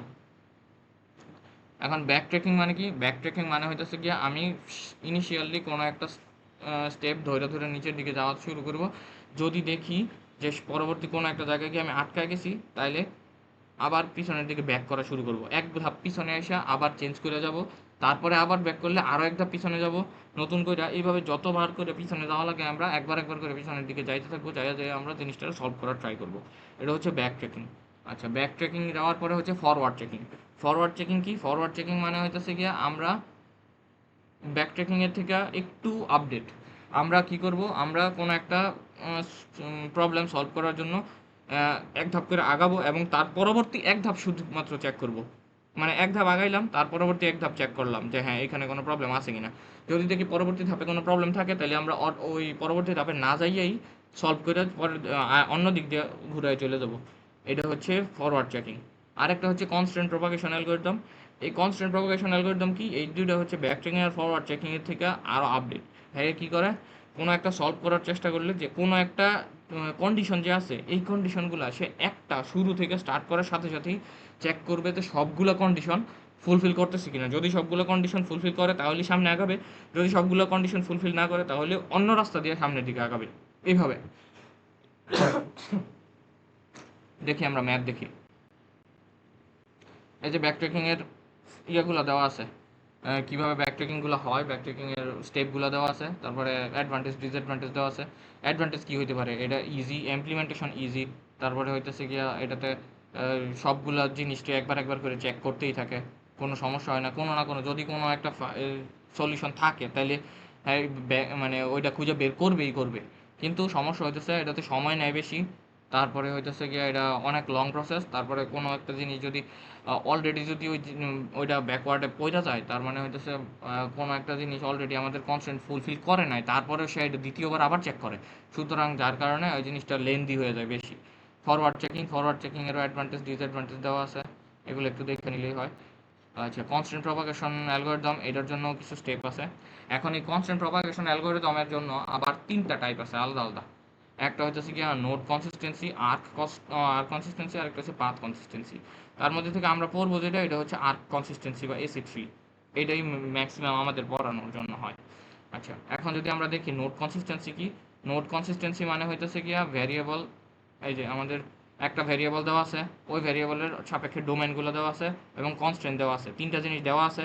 তো আমরা কি করব, আমরা এই ভ্যারিয়েবলের উপর বেস করে যেই ডোমেনটা আমাদের ইয়াতে মানে এই কনস্ট্যান্টের উপর বেস করে যে ডোমেনটা আমাদের এখান থেকে আউট হওয়ার কথা, ওইটা আমরা অটোমেটিক আউট করে দিব, বাকিগুলারে রাইখে দিব, শেষ। এইটাই হচ্ছে আমাদের নোড কনসিস্টেন্সি। যেমন এখানে আমাদের ভ্যারিয়েবল ছিল এইজ, আর ডোমেন ছিল 15, 18, 20, 25। আমাদের কনস্ট্যান্ট হচ্ছে কি age less than equal greater than equal 18, তার মানে 18 থেকে বড় অথবা 18 এর সমান হইতে হবে। তার মানে 18 থেকে বড় অথবা সমান যদি রাখি আমরা 18, 20, 25, এই 3টা রাখার পরে 15 কিন্তু অটোমেটিক বাদ যায়, এইটাই বাদ দিয়ে দিব, শেষ, এটাই কাজ। আর কনসিস্টেন্সিটা আমরা একটু পরে দেখতেছি এটা কিভাবে কাজ করে, এটা আমরা পরে ডিটেলসে দেখব। আর পাথ কনসিস্টেন্সি এটাও আর একটু ঝামেলা, এটা আমাদের দরকারই নাই, এটা দেখবো না আমরা। এই পাথ কনসিস্টেন্সিটা হইতেছে গিয়া এখানে আমরা কি করছিলাম, আর কনসিস্টেন্সিতে শুধুমাত্র একটা ভেরিয়েবল নিয়ে কাজ করছি, কি বলে নোড কনসিস্টেন্সিতে এখানে 2টা ভেরিয়েবল নিয়ে কাজ করব, আর পাথ কনসিস্টেন্সিতে 3টা ভেরিয়েবল নিয়ে কাজ করে। তো এটা আমাদের লাগবে না, এই সেমিস্টারে এটা নাই। আচ্ছা, আর কনসিস্টেন্সি কি, এখানে একটা ভেরিয়েবল দেওয়া আছে এক্স, এই যে ভেরিয়েবল এক্স এবং ভেরিয়েবল ওয়াই, এবং এক্স এর ডোমেইনও দেওয়া আছে, ওয়াই এর ডোমেইনও দেওয়া আছে। কনস্ট্যান্ট কি, x greater than y, x greater than y হবে, তার মানে কি আমরা এক্স আর ওয়াই এর মধ্যকার কম্পারিজন দেখব। যেমন ফার্স্টে যদি আমরা চিন্তা করি যে এই যে এক্স এর ভ্যালু 1, ওয়াই এর ভ্যালু 1, তার মানে কি এই দুইটা কি একটা আরেকটা থেকে বড়, যেহেতু বড় না, সুতরাং x1 এটা আমাদের কন্ডিশন ফুলফিল করে নাই, সুতরাং এটা বাদ। আচ্ছা, তারপরে কি দেখব, এক্স এর ভ্যালু যখন 2, তখন সে দেখবো যে ওয়াই এর সাথে কম্পেয়ার, ওয়াই এর ভ্যালু 1, এটা কি এক্স এর থেকে ওয়াই এর ভ্যালু 1, এক্স এর ভ্যালু 2, এটা এক্স কি ওয়াই থেকে বড়, হ্যাঁ বড়, তার মানে একটা কন্ডিশন ফুলফিল করছে। পরেরটার সাথে যদি চিন্তা করি 2 আর 2 ফুলফিল করে নাই, কিন্তু যেহেতু একবার কন্ডিশন ফুলফিল হয়েছে, সুতরাং এটারে আমরা নিব, এই যে এখানে লেখছে, তার মানে এক্স এর ভ্যালু 2, এটা আমাদের কন্ডিশনে আছে। সেমভাবে 3 এর জন্য চেক করব, 3 এর জন্য আছে। সুতরাং আমাদের নতুন যে ডোমেনটা বের হবে বা অ্যান্সার যেটা বের হবে, ওইটা হইতেছে কি আমাদের এক্স ইকুয়াল 2,3 আর ওয়াই ইজ ইকুয়াল টু 1,2, কারণ ওয়াই কিন্তু আমরা চেঞ্জ করি না এখানে। আমরা ইচ্ছে করলে কিন্তু এক্স এর সাপেক্ষে ওয়াইটারেও চেঞ্জ করতে পারতাম, কিন্তু ওয়াইটা চেঞ্জ না করে আমরা এক্স নিচ্ছি, যদি এটা করতাম তারপরেও অ্যান্সার সেমই আসতো, দেখা যেত। আচ্ছা, এখন আসি আমরা যেগুলো আমাদের পরীক্ষায় আসার মতো, গ্রাফ কালারিং প্রবলেম, এটা খুবই ইম্পর্ট্যান্ট, মানে আসবেই আসবে এমন একটা। এখন এই গ্রাফ কালারিং প্রবলেম জানতে হলে আরেকটা জিনিস আছে আমাদের, এই যে এটা হচ্ছে ক্রোমাটিক নাম্বার। ক্রোমাটিক নাম্বারের মানে কি, ক্রোমাটিক নাম্বার মানে হইতেছে গিয়া কোনো একটা গ্রাফে টোটালি কালার করতে মিনিমাম যতগুলা কালারের প্রয়োজন হয় ওইগুলারে বলা হয় ক্রোমাটিক নাম্বার। এখন এইটা হচ্ছে কনস্ট্রেন্টের উপর বেস করে করা লাগে। কনস্ট্রেন্টগুলো কি হয়, কনস্ট্রেন্টগুলো হইতেছে গিয়ে পাশাপাশি কোনো এই যে এখানে এটা একটা গ্রাফ বা ম্যাপ, এই ম্যাপ পাশাপাশি কোনো দেশের আর কি কালার সেম হইতে পারবে না। তার মানে কি, এই যে এখানে আছে নর্থ টেরিটরি, এখানে ওয়েস্টার্ন অস্ট্রেলিয়া, এখানে আছে কুইন্সল্যান্ড, এই 3টা আছে পাশাপাশি, তারপরে আছে সাউথ অস্ট্রেলিয়া। এখন এই যে 4টা ভ্যালু এখানে একসাথে আছে না, এর মধ্যে থেকে এই 2টা কানেক্টেড, তার মানে এই 2টা কখনো সেম কালার হইতে পারবে না। সেমভাবে এই 2টা কানেক্টেড এবং এই 2টাও কানেক্টেড, তার মানে এই 2টার মধ্যে যেই কালার আছে এইটা ওই কালার, এইখানে ওই কালার বসতে পারবে না। আবার এই যে এইখানে এই 2টা কানেক্টেড, এই 2টারও সেম কালার হইতে পারবে না, আবার এই 3টারও মধ্যেও সেম কালার হইতে পারবে না। কিন্তু এই যে এই 3টা যে কানেক্টেড, এই 3টার মধ্যে কিন্তু আবার আমাদের এই যে এইটা আর এইটা 2টা বাদ দিলে আমাদের গ্রিন কালারটা থাকে, যেটা আমরা অলরেডি আগে ইউজ করছি, কিন্তু এই গ্রিন কালার আবার এই 2টার সাথে কানেক্টেড না। যেহেতু এইখানে কানেক্টেড না, সুতরাং আমরা এইটা ইউজ করতে পারবো। এইভাবে আমরা যেইভাবে আর কি যেটার সাথে যেটা কানেক্টেড ওই কানেক্টেডটা বাদ দিয়ে ইউজ করতে পারবো। আচ্ছা, এখন এই যে ম্যাথটা দেখি, এটা সুন্দর একটা ছোট ম্যাথ। বলছে এখানে যে এই ভ্যালুগুলো দেওয়া আছে, total A B C D এই চারটা দেওয়া আছে, এর মধ্যে থেকে এ বি সি ডি এই চারটা হচ্ছে আমাদের ভ্যারিয়েবল, বসাইলাম ভ্যারিয়েবল। ডোমেন কি? ডোমেন আমাদের দিয়ে দিচ্ছে রেড গ্রিন ব্লু। এই ডোমেনগুলোরে ইউজ করে আমরা ভেরিয়েবলে ফুলফিল করব, ভেরিয়েবলের মধ্যে আমাদের ডোমেনগুলো বসবে। আচ্ছা, কনস্ট্যান্টগুলো কি কি? কনস্ট্যান্টগুলো হইতেছে গিয়া কানেক্টেড নোডগুলোতে কখনো সেম কালার থাকবে না। তো কানেক্টেড নোড কোনটা কোনটা আছে? এর সাথে বি কানেক্টেড, তার মানে এ নট ইকুয়াল বি হইতে হবে। এর সাথে C connected, A not equal C. B এর সাথে সি, তার মানে B not equal C. B এর সাথে D, B not equal D. এবং সি এর সাথে D, C not equal D হইল। এখন আমরা যদি কালার করা শুরু করি তাহলে দেখব যে আমরা ফার্স্টে যদি চিন্তা করি যে রেড, এই রেড কালারটা আমরা দিলাম এতে। এতে যখন আমরা রেড কালার দিলাম তাহলে মানে আমাদের এ নট ইকুয়াল বি। এতে মানে এ যেহেতু স্টার্টিং পয়েন্ট, এটাতে আমরা ইচ্ছা মতো যে কোনো কালার দিতে পারবো। তো আমাদের এইটা শুরুতে ছিল, এই জন্য এটাই দিলাম দিলাম ওকে। এতে দিলাম, দেওয়ার পরে এখন আমরা কি করব? বি আর সিতে চেক করব। এখন আমরা দেখলাম যে এ থেকে বিতেও not, A not equal B এবং এ নট ইকুয়াল সি। যেহেতু এ নট ইকুয়াল বি এবং এ নট ইকুয়াল সি হয়, তার মানে আমরা যদি ফরওয়ার্ড চেকিং চিন্তা করি, এই যে ব্যাক ট্রেকিং চিন্তা করি, তাহলে আমাদের কি হবে? এই যে এ ইকুয়াল রেড আমরা বসাইলাম, বসানোর পরে বি ইকুয়াল আমরা রেড চেক করব একবার। আগে দেখবো যে আমরা বি ইকুয়াল রেড হয়েছে কিনা। বি ইকুয়াল রেড বসানোর পরে আমরা দেখবো যে আমাদের কনস্ট্রেনের মধ্যে এটা নট ইকুয়াল আছে। যেহেতু কনস্ট্রেনের মধ্যে এটা ফলো করে না, সুতরাং বিতে গ্রিন হবে, মানে রেড হবে না। তাহলে রেড কার্ডটা দিয়ে পরবর্তীতে যেটা আছে আমরা ওইটা দিয়ে চেক করবো আবার। তার মানে কি আছে? এখানে বিতে আছে গ্রিন, এখন বিতে গ্রিন ঢুকাইলাম আমরা। এখন বিতে গ্রিন হইলো, এতে হইলো রেড, এই দুটা হইলো। এই দুটার পরে এখন আমরা কি করব? সি চেক করব। এখন সি এর মধ্যে, সি তো আর আগে জানে না, ব্যাক ট্র্যাকিং এর ক্ষেত্রে প্রিভিয়াসটাতে কি হইতেছে এগুলো পরবর্তীটায় জানে না। তাহলে কি হইব? সিতে তো আর জানে না যে এ অলরেডি রেড নিয়ে নিছে এবং বি অলরেডি গ্রিন নিয়ে নিছে। তো সে শুরু থেকেই ট্রাই করার চেষ্টা করবে। তো সে রেড নিবে ফার্স্টে, নেওয়ার পরে দেখবে যে তার কনস্ট্রেন্টে ফলো করতেছে না। সেমভাবে গ্রিন নিবে, গ্রিন নেওয়ার পরেও দেখবে যে কনস্ট্রেন্ট ফলো করতেছে না, কনস্ট্রেন্ট ব্রেক হয়ে যেতেছে। লাস্টে সে ব্লু নিবে, ব্লু নেওয়ার পরে দেখবে যে হ্যাঁ কনস্ট্রেন্ট ফলো করছে, তার মানে ব্লুটাই হবে এখানে। ওকে, তার মানে গ্রিন ব্লু এগুলো হইলো। এখন পরে রয়েছে কি ডি। এখন ডিও তো আর জানে না যে আগে এতক্ষণ কি হয়েছে না হয়েছে। ডি শুরু থেকেই রেড নিবে, রেড নেওয়ার পরে দেখবে যে তার কনস্ট্যান্ট ফলো হয়ে গেছে। কেমনে? কারণ হচ্ছে গিয়া তার সাথে কানেক্টেড বি আর সি, কিন্তু বি আর সি দুইটার একটার মধ্যেও তো লাল নাই। তার মানে ডি অবশ্যই লাল নিতে পারবে, কোনো সমস্যা নাই, এই জন্য হয়ে গেছে। এটা হচ্ছে ব্যাক ট্রেকিং। তার মানে কি করবো? আমরা প্রত্যেকবার যতগুলো ভ্যালু আছে সবগুলো দিয়েই সবগুলোরে চেক করাবো। যেটা কনস্ট্যান্ট ফলো করে ওইটা ওকে, যেটা কনস্ট্যান্ট ফলো না করে ওইটা ক্রস করে পরবর্তীটাতে আবার চেক করার চেষ্টা করবো। এটা হচ্ছে কাহিনী। এখন এইখানে আরেকটা জিনিস আছে, যেটা হচ্ছে আমাদের যদি ইয়া থাকে, এইজের সংখ্যা যদি বেজোড় সংখ্যক থাকে, যেমন এখানে কয়টা আছে? 1 2 3 4 5টা। বেজোড় সংখ্যক এইজ থাকলে মিনিমাম 3টা কালার লাগে সব সময়। বিজোড় সংখ্যক এইজ থাকলে সবসময় মিনিমাম 3টা কালার লাগবেই। আর যদি জোড় সংখ্যক এইজ থাকে তাহলে 2টা কালার লাগে মিনিমাম। এইগুলারে বলা হয়, ওই যে একটু আগে বললাম যে কি জানি ক্রোমাটিক নাম্বার। ক্রোমাটিক নাম্বারের ক্ষেত্রে আমরা এই দুটো জিনিস খেয়াল রাখবো, যে যদি বিজোড় সংখ্যক এইজ থাকে, এই যে দেখি এখানে বিজোড় সংখ্যক এইজ আছে, যেহেতু বিজোড় সংখ্যক এইজের জন্য ক্রোমাটিক নাম্বার 3, আর জোড় সংখ্যক এইজের জন্য ক্রোমাটিক নাম্বার 2। এখানে বিজোড় সংখ্যক এই জন্য 3, এখানে জোড় সংখ্যক এই জন্য 2। এটা একটু মনে রাখবো সবাই, হ্যাঁ। আচ্ছা, তারপরে আসি ফরওয়ার্ড চেকিংয়ে। এখন ফরওয়ার্ড চেকিংয়ে কী করবো? ফরওয়ার্ড চেকিংয়ে এক ধাপ সামনের দিকে আগাবে, এক ধাপ করে সামনের দিকে সে দেখতে থাকবে। হ্যাঁ, তার একটু মানে ভবিষ্যৎ দেখার ইয়ে আছে, মানে শুধুমাত্র এক ঘর দেখতে পারে। আচ্ছা, এখন দেখি আমরা সে আগের মতোই, এর জন্য কোনো ধরনের কনস্ট্রেন্ট নাই, এতে শুরুতে যা থাকবে তাই যাবে। ওকে, এতে গেল।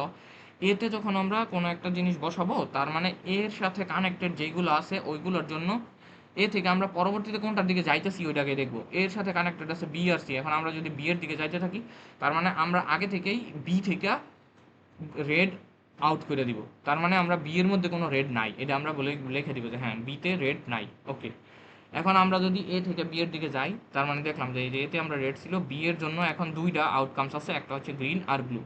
এখন বি এর মধ্যে যে 2টা আউটকামস আছে তার মধ্যে থেকে বি এ নিল কোনটা? গ্রিন। আচ্ছা, গ্রিন নেওয়ার পরে এখন আমরা যদি দেখি যে বি যখন গ্রিন নিয়ে নিছে, তার মানে বি এর সাথে কানেক্টেড আছে কি? সি আর ডি। এখন আমরা যাব একটাতে, তাহলে বি থেকে সিতে যাব আমরা। চিন্তা করলাম আমরা যদি বি থেকে সিতে যাই, তাহলে সিতে যাওয়ার জন্য আমাদের কি করব, বি এর মধ্যে যেটা হয়ে গেছে ওইটা বাদ দিয়ে সি এর মধ্যে বাকি দুইটা নিব আমরা। সি কিন্তু আমরা এখন এর সাথে কানেক্টেড করতেছি না। হ্যাঁ, ফুয়াদ, হ্যাঁ, আমরা আগেরটা জানি কি করছিলাম? আগেরটা ব্যাক ট্রেকিং করছি। আচ্ছা, যে কোনো একটা চেকিং করলেই হবে নাকি সবগুলোই করতে হবে, ব্যাক যেটা ট্র্যাকিং কোশ্চেনে ফরওয়ার্ড? বলা থাকবে ওইটা করতে হবে। ও আচ্ছা বাবা, এটা একটু রিক্যাপ দিও আবার, ঠিক আছে, ব্যাক ট্র্যাকিং থেকে। আচ্ছা দেখতেছি, এখানে কি করলাম, ফার্স্টে এতে নিলাম, এতে নেওয়ার পরে এর মধ্যে যেটা হয়ে গেছে অলরেডি দিছি, ওইটা বি এর জন্য ওইটা বাদ হয়ে যাবে। আচ্ছা বি এর জন্য ওইটা বাদ করে দিলাম, বাদ। এখন বি থেকে যেটা হয়ে গেছে, আমরা বি থেকে পরবর্তী যেই নোডে যাব, বি থেকে সি নোডে যাব, তার মানে কি করব আমরা, বি এর মধ্যে যেটা নিয়ে নিছি অলরেডি, তার মানে সি এর জন্য ওইটা বাদ হয়ে যাবে। এই যে বি এর জন্য, বিতে আমরা গ্রিন নিছিলাম, এখন সি এর জন্য গ্রিন, গ্রিন বাদ হয়ে শুধু রেড আর ব্লু আছে। এখন আমরা বি এর সাথে যখন সি কানেক্টেড করলাম, করার পরে দেখলাম যে এখানে শুধু রেড আর ব্লু আছে, কিন্তু সিতে যখন রেড নিতে যাইবো, রেড নেওয়ার পর দেখলো যে সি আর এ যে কানেক্টেড ছিল ওইটার জন্য আমাদের এতে অলরেডি রেড থাকার কারণে সিতে রেডটা থাকতে পারবে না, কনস্ট্যান্ট ফেল করছে। যেহেতু কনস্ট্যান্ট ফেল করছে, সুতরাং আমরা এখানে এইটা বাদ দিব, তার মানে আমাদের জন্য রেডও নাই, রেডও বাদ হয়ে গেছে, শুধু আছে ব্লু। এখন এইখানে যখন ব্লু আছে, এইখানে ব্লু এর সাথে কানেক্টেড আছে আবার ডি, মানে সি এর সাথে কানেক্টেড আছে ডি, তার মানে ডি এর জন্য আমাদের এখানে ব্লুটা বাদ হয়ে যাবে, ব্লু বাদ হয়ে রেড আর গ্রিন হবে। আচ্ছা রেড আর গ্রিন হইলো। এখন আমরা যখন ডি এর জন্য রেড এখানে লিখলাম, তাহলে রেড চুজ করার কারণে আমাদের রেডটা অটোমেটিক এখানে বসে পড়ছে, সুতরাং আমাদের এটা শেষ। কারণ কাহিনী হইতেছে, আমরা যদি দেখি একটু, ব্যাক চেকিংয়ে যখন আমরা করলাম, আমরা প্রত্যেকটার জন্য আলাদা আলাদাভাবে সবগুলো দিয়ে চেক করছি। এটাতে কোনো ফিউচার প্রেডিকশন করতে পারে নাই, সে ফিউচার দেখতে পারে নাই, এই জন্য সবগুলোর জন্যই সে আলাদা আলাদাভাবে সবগুলো দিয়ে চেক করছে। এর জন্যও সবগুলো দিয়ে চেক করছে, বি এর জন্য আবার সবগুলো দিয়ে চেক করছে, সি এর জন্যও করছে, ডি এর জন্যও করছে। কিন্তু বি আর সি এর জন্য যখন সে সবগুলো দিয়ে চেক করছে, তখন বি এর জন্য রেড বসানোর সময় এখানে একটা ক্রস খাইছে, সি এর জন্য রেড আর গ্রিনের জন্য ফুয়াদ, ক্রস খাইছে। ফুয়াদ, হ্যাঁ, এখানে সবকিছু দিয়ে চেক করছে কোন জায়গায়? এতে আমরা তিনটাই আছে, এর জন্য আমরা তিনটাই আছে, রেড গ্রিন ব্লু তিনটাই আছে, তিনটার মধ্যে থেকে আমি একটা দিয়ে নিলাম, সরাসরি একটা নিয়ে একটা নিলাম। তো নিয়ে নিছে, হ্যাঁ সরাসরি একটা একটা নিছে। আচ্ছা যদি একটা নিছি সময় একটা হয়ে গেছে, এই জন্য বাকিগুলো লাগে নাই। দ্বিতীয়ত বিয়ের জন্য আমরা আবার শুরু থেকে চেক করছি না, বিয়ের জন্য তো আমরা ধরে নিছি যে রেড গ্রিন ব্লু তিনটেই আছে, তার মানে বিয়ের জন্য আমরা ফার্স্টে রেড চেক করছি, হয় নাই, যখন হয় নাই পরবর্তীতে আমরা সেকেন্ডটা চেক করছি, গ্রিন চেক করছি, গ্রিন চেক করছি পরে হয়েছে, তার মানে রেড চেক করছি পরে এটা ক্রস গেছে, রেড বাদ, গ্রিন চেক করছি পরে হয়েছে। এখন আবার সিতে যখন যাব, আমরা সি এর জন্য আবার শুরু থেকে তো চেক করব, সি এর জন্য রেড চেক করছি, এর কারণে হয় নাই, গ্রিন চেক করছি, বি এর কারণে হয় নাই, তারপরে শেষে গিয়ে ব্লু চেক করছি, পরে হয়েছে। যেহেতু ব্লু হয়েছে, তার মানে এটাতে আমরা তিনটাই চেক করা লাগছে, তিনটে চেক করে একটা পাইছি। সেম ভাবে আবার ডিতে আসলাম, ডিতে আইসাও আমরা আবার শুরু থেকে চেক করলাম, শুরু থেকে কি রেডে চেক করছি, যেখানে যেহেতু রেড চেক করে রেডেই পায়ে ফেলছি, সুতরাং আর সামনে আগানোর কোনো প্রয়োজন নাই আমাদের, হয়েছে। এখন বুঝতে এই যে পারছি, ব্যাক তাহলে ব্যাক ট্রেকিংটা, ট্র্যাকিং এ প্রত্যেকটা নোট সবগুলো চেক করে। হ্যাঁ ব্যাক ট্রেকিং এ প্রত্যেকটা নোট প্রত্যেকটা ডোমেন দিয়ে চেক করা হয়। আচ্ছা এখানে প্রত্যেকটা ডোমেন দিয়ে চেক করার জন্য এখানে আমাদের তিনবার ব্যাক ট্রেকিং করা লাগছে, এই যে প্রত্যেকটা ক্রস মানে এক একটা ব্যাক ট্রেকিং, তার মানে তিনবার ব্যাক ট্রেকিং করা লাগছে। এই যে তিনবার ব্যাক ট্রেকিং করছি এখানে, আর এইখানে আমরা কি করলাম, এইখানে আমরা একটা করে করার পরে পরবর্তীটারে প্রেডিক্ট করে বলে দিছি যে হ্যাঁ এইখানে এটা ইউজ হয়ে গেছে, তুমি এটা ইউজ করতে পারবা না। এক ঘরের সামনে একটা বইলে দিছে শুধু, সে এটা ইউজ করতে পারবা না। আচ্ছা যখন সে এটা বইলে দিছে, তখন আমরা ওইভাবে চিন্তা ভাবনা করছি যে আচ্ছা, হ্যাঁ এইখানে এইখানে একটা এ নিয়ে নিছে মানে ওইটা ইউজ করতে পারবে না, অন্য দুইটা। এতে এতে যখন রেড নিয়ে নিছে, বিতে রেড ইউজ করতে পারবে না, রেড বাদে বাকি দুইটা ইউজ করতে পারবে, কারণ এর সাথে বি ওরা তার কানেক্টেড। কমে গেছে। আচ্ছা হুম। পরে বি যখন গ্রিন ইউজ করে ফেলছে, তার মানে গ্রিনের সাথে পরে বি এর সাথে আবার সি কানেক্টেড, সিতে আবার গ্রিন ইউজ করতে পারবে না, তো গ্রিন বাদে বাকি দুইটা এর কাছে আছে। কিন্তু যখন সে আবার রেড দিয়ে চেক করতে গেছে, তখন আবার ক্রস খাইছে, তার মানে এইখানে একটা ব্যাক ট্রেকিং হয়েছে। আচ্ছা এখন এই যে আবার রেড যখন বাদ দিছি, তার মানে ব্লু নিব, কারণ গ্রিন তো আগেই আউট হয়ে গেছে। ব্লু নিলাম, ব্লু নেওয়ার পরে ব্লু দিয়ে চেক করছি, হয়ে গেছে। তারপরে আবার আমরা ডিতে চেক করলাম, ডিতে কোনটা নাই, এখন ব্লু নাই, শুধু ব্লুটা নাই, রেড আর গ্রিন আছে। কিন্তু যখন রেড দিয়ে চেক করছি, হয়ে গেছে। এখন এই দুইটারে যদি আমরা কম্পেয়ার করি, যে এইখানে ব্যাক ট্রেকিং হয়েছে তিনবার, এইখানে হয়েছে শুধুমাত্র একবার, তার মানে এইটা থেকে এইটা তুলনামূলক বেশি ভালো, তাই না? এটাতে কম চেক করা লাগছে, এটাতে একটু বেশি চেক করা লাগছে বারবার, এইটাই। তার মানে এটা ওইটা থেকে ভালো। এখন তার থেকেও ভালো যেটা, ওইটা হচ্ছে AC3 বা হচ্ছে আর্ক কনসিস্টেন্সি। এখন আর্ক কনসিস্টেন্সিতে কি করে, সে একদম ফাইনাল ডেস্টিনেশন পর্যন্ত ফিউচার দেখতে পারে। কিভাবে? হ্যাঁ, এর সাথে কানেক্টেড আছে দুইটা, এর সাথে বি কানেক্টেড, সি কানেক্টেড। তার মানে এতে যখন আমরা রেড নিয়ে নিছি, বি এর জন্য রেড আউট হয়ে গেছে, সি এর জন্য রেড আউট হয়ে গেছে। এটা আমরা বসাইলাম যে এতে আমরা নেওয়ার পরে বিতেও রেড নাই, সিতেও রেড নাই।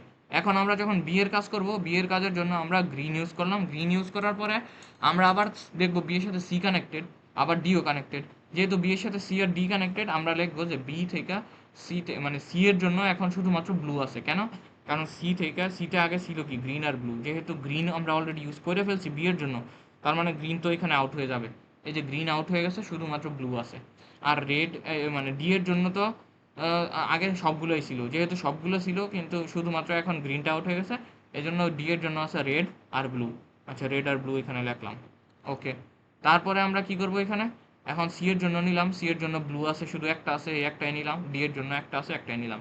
এইটাতে কোনো ধরনের ব্যাক ট্র্যাকিং নাই, যেহেতু এখানে কোনো ব্যাক ট্র্যাকিং নাই, কোনো ক্রস নাই, সুতরাং এইটা হচ্ছে সবচেয়ে ভালো একটা জিনিস, বা সবচেয়ে ভালো অ্যালগরিদম। এইটাই আমাদের কালকে আসতে পারে যে হ্যাঁ, এই তিনটা দেওয়া আছে, মানে এইরকমের একটা গ্রাফ দেওয়া আছে, হয় এটা বলতে পারবো যে ফরওয়ার্ড চেকিং এবং AC3 এই দুইটার মধ্যে থেকে কোনটা ভালো, গ্রাফ করে দেখাও। অথবা বলবে যে ব্যাক ট্র্যাকিং এবং ফরওয়ার্ড চেকিং দুইটার মধ্যে থেকে যে এখন একটা কোনটা ভালো বেশি এখানে ইউজ করতেছে ওইটা। কখনো কখনো এমন হয় যে forward checking, back tracking, AC3 তিনটার জন্য সেম অ্যান্সার আসে, তিনটার একটার মধ্যেও কোনো ধরনের ব্যাক ট্র্যাকিং হয় না। এমনও হইতে পারে যখন আমাদের ওই যে ক্রোমাটিক নাম্বার বা ক্রোমাটিক যে ভ্যালুটা কি জানি বলে, হ্যাঁ ক্রোমাটিক নাম্বারের যে কালারগুলো ওইগুলো যদি বেশি করে দেওয়া থাকে, তখন আমাদের এমনও হতে পারে যে আমরা লাগেই না, ব্যাক ট্রেকিং করা লাগেই না। তো ব্যাক ট্রেকিং করা যদি না লাগে, তার মানে তো তিনটা সেম পারফরমেন্স দিতেছে। তখন আমরা এটাই বলে দিব যে হ্যাঁ, এখানে তিনটার একটাতেও ব্যাক ট্রেকিং লাগে নাই, যেহেতু লাগে নাই সুতরাং তিনটাই আমার এখানে সেম ভাবে কাজ করতেছে, তিনটাই ভালো এই সিনারিওর ক্ষেত্রে। আবার কখনো কখনো দেখা যায় যে এইটার মধ্যে এই ফরওয়ার্ড চেকিং আর হচ্ছে ব্যাক ট্রেকিং দুইটার মধ্যে সেম সেম ব্যাক ট্রেকিং করা লাগতেছে, তো সেম সেম ভাবে ক্রস আইছে। যখন দুইটাই সেম আসবে তখন বলবো যে হ্যাঁ, দুইটাই মানে সমান। কিন্তু AC3 এর মধ্যে কখনো ব্যাক ট্রেকিং হবে না, এটা বারবার বলে দিই। AC3 এর মধ্যে কখনো ক্রস আসবে না। এটাতে যদি কারো ক্রস এসে পড়ে, তাহলে বুঝতে হবে যে আমার অঙ্ক ভুল হয়েছে, আমি আবার করব। বুঝছি সবাই? আচ্ছা, এটা যেহেতু ক্রস আসবেই না, তাইলে কম্পেয়ার করতে কেন বলবে? এটা তো অল টাইম বেস্ট কম্পেয়ার, না তাইলে? আচ্ছা এইটাতে ক্রস আসতে না, এটাতে ক্রস আসবে না এটা শিওর, কিন্তু এইটাতেও তো ক্রস নাও আসতে পারে। এমনও ও তো আচ্ছা হইতে আচ্ছা, পারে যে এই ফরওয়ার্ড চেকিং এ কোনো ক্রস আসলো না, ফরওয়ার্ড চেকিংও আমার ওইটার মতো ভালোভাবে কাজ করলো। তখন তখন তো কম্পেয়ার করে বলতে পারে যে এই দুইটার মধ্যে থেকে কোনটা ভালো এখন বলো আচ্ছা, সিনারিওতে। AC3 তাইলে এখানে একটা ট্রেডমার্কের মতো কাজ করছে। হ্যাঁ, এটা কি বুঝতে পারছি? সবাই বুঝছি? কারো কোনো ইস্যু আছে?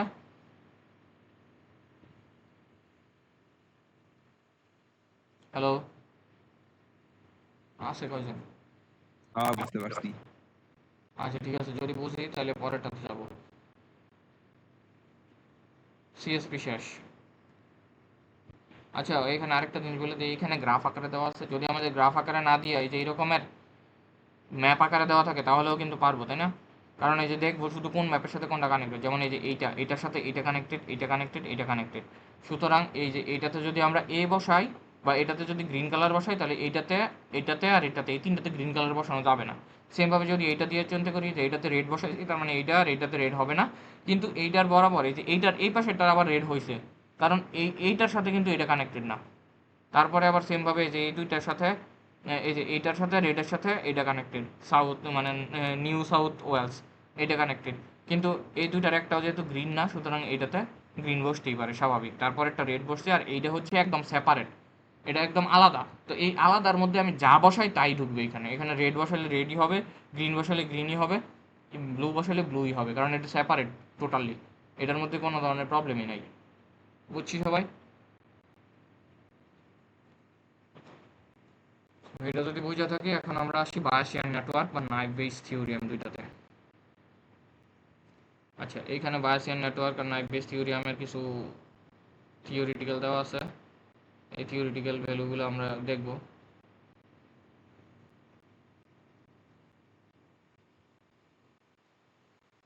এটা যার যার ইচ্ছা মতো নিজে থেকে দেখে নিলেই হবে। আচ্ছা, এখন আমরা সরাসরি ম্যাথে আসি। এই যে এইটা হচ্ছে আমাদের একটা ম্যাথ। এতদিন আমরা নাইভ বেস থিওরিয়াম সব পড়ে আসছিলাম ইয়া থেকে। বায়াস থিওরিয়াম আর নাইভ বেস দুইটা দুই রকমের, একটু আলাদা আছে, পুরোপুরি সেম না কিন্তু একটুখানি আলাদা আর কি। এখানে আমরা ওই রকমেরই একটা জিনিস দেখব, এইটা হচ্ছে গিয়ে বায়াস থিওরিয়াম, আর পরে যেটা দেখবো ওইটা হচ্ছে নাইভ বায়াস থিওরিয়াম। আচ্ছা, এইটা হচ্ছে গিয়ে বায়াসিয়ান নেটওয়ার্ক বলে এআই এর মধ্যে, আর এমনিতে বায়াস থিওরিয়াম যা আছে ওইটাই। তো যদি ম্যাথটা আমরা একটু ভালো করে খেয়াল করে দেখি এখানে কি বলছে, সিনারিওতে এইভাবে বলা আছে, এই যে বার্গলারি আর আর্থকুইক, এটা হচ্ছে অ্যালার্ম, ডেভিড কলস, সোফিয়া কলস। আচ্ছা, কোনটার সাপেক্ষে কোনটা কি? বার্গলারি মানে হচ্ছে চুরি বা ডাকাতি, আর্থকুইক মানে তো ভূমিকম্প, এটা বোঝাই যায়।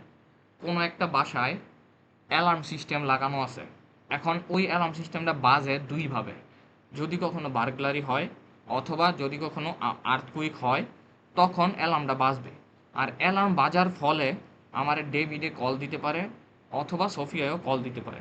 এখন এইগুলোর উপর বেস করে আমার প্রবাবিলিটি কী কী হইতে পারে এইগুলো আমাদের দেওয়া আছে। তো এখন সিনারিওতে এই যে টেবিলগুলো এইভাবে দেওয়া নাও থাকতে পারে, যদি দেওয়া না থাকে তখন ওইটা সরাসরি প্যাসেজ আকারে দেওয়া থাকবে, আমাদের নিজে থেকে এই রকমের টেবিলগুলো বানায় নেওয়া লাগবে বা বুঝে নেওয়া লাগবে যে কোনটা দিয়ে কী হইতেছে। এখানে যদি আমরা চিন্তা করি, এখানে বলছে যে বার্গলারি যখন ট্রু হবে, বার্গলারি ট্রু হওয়ার পসিবিলিটি এত, ফলস হওয়ার পসিবিলিটি এত। তার মানে কি, চুরি হওয়ার পসিবিলিটি হইতেছে 0.02%, 0.02, আর চুরি না হওয়ার পসিবিলিটি হইতেছে 0.99। তার মানে 99% শিওর যে চুরি হবে না, আর 2% শিওর যে চুরি হইতে পারে। সেমভাবে আর্থকুইক হওয়ার পসিবিলিটি 0.001, আর আর্থকুইক না হওয়ার পসিবিলিটি 0.9999। এই দুটো হচ্ছে বার্গলারি আর আর্থকুইক হওয়ার বা না হওয়ার। এখন আসি বার্গলারি এবং আর্থকুইক হওয়ার ফলে আমাদের ইয়াটা, আচ্ছা 1 মিনিট একটু সবাই লাইনে থাকে।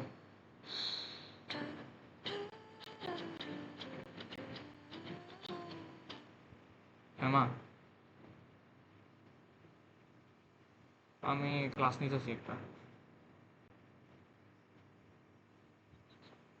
নিতেছি এটাই। বলেন, খাইছেন? শরীর খারাপ নাকি আপনার?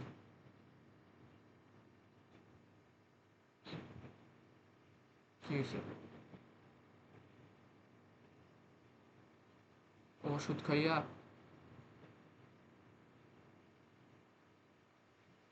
আচ্ছা, খাওয়া দাওয়া করেন ঠিক মতো, দেখেন একটু বাইরে চলে দৌড় টোড় একটু দেখেন, 2 একদিন কমাতে পারেননি, একটু রেস্ট নেন।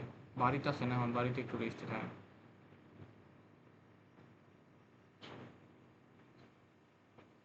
ও, এর লিগে ওই এত কিছু কইরা ঘুমান ঘুমান, ঘুমায়া রেস্ট নেন।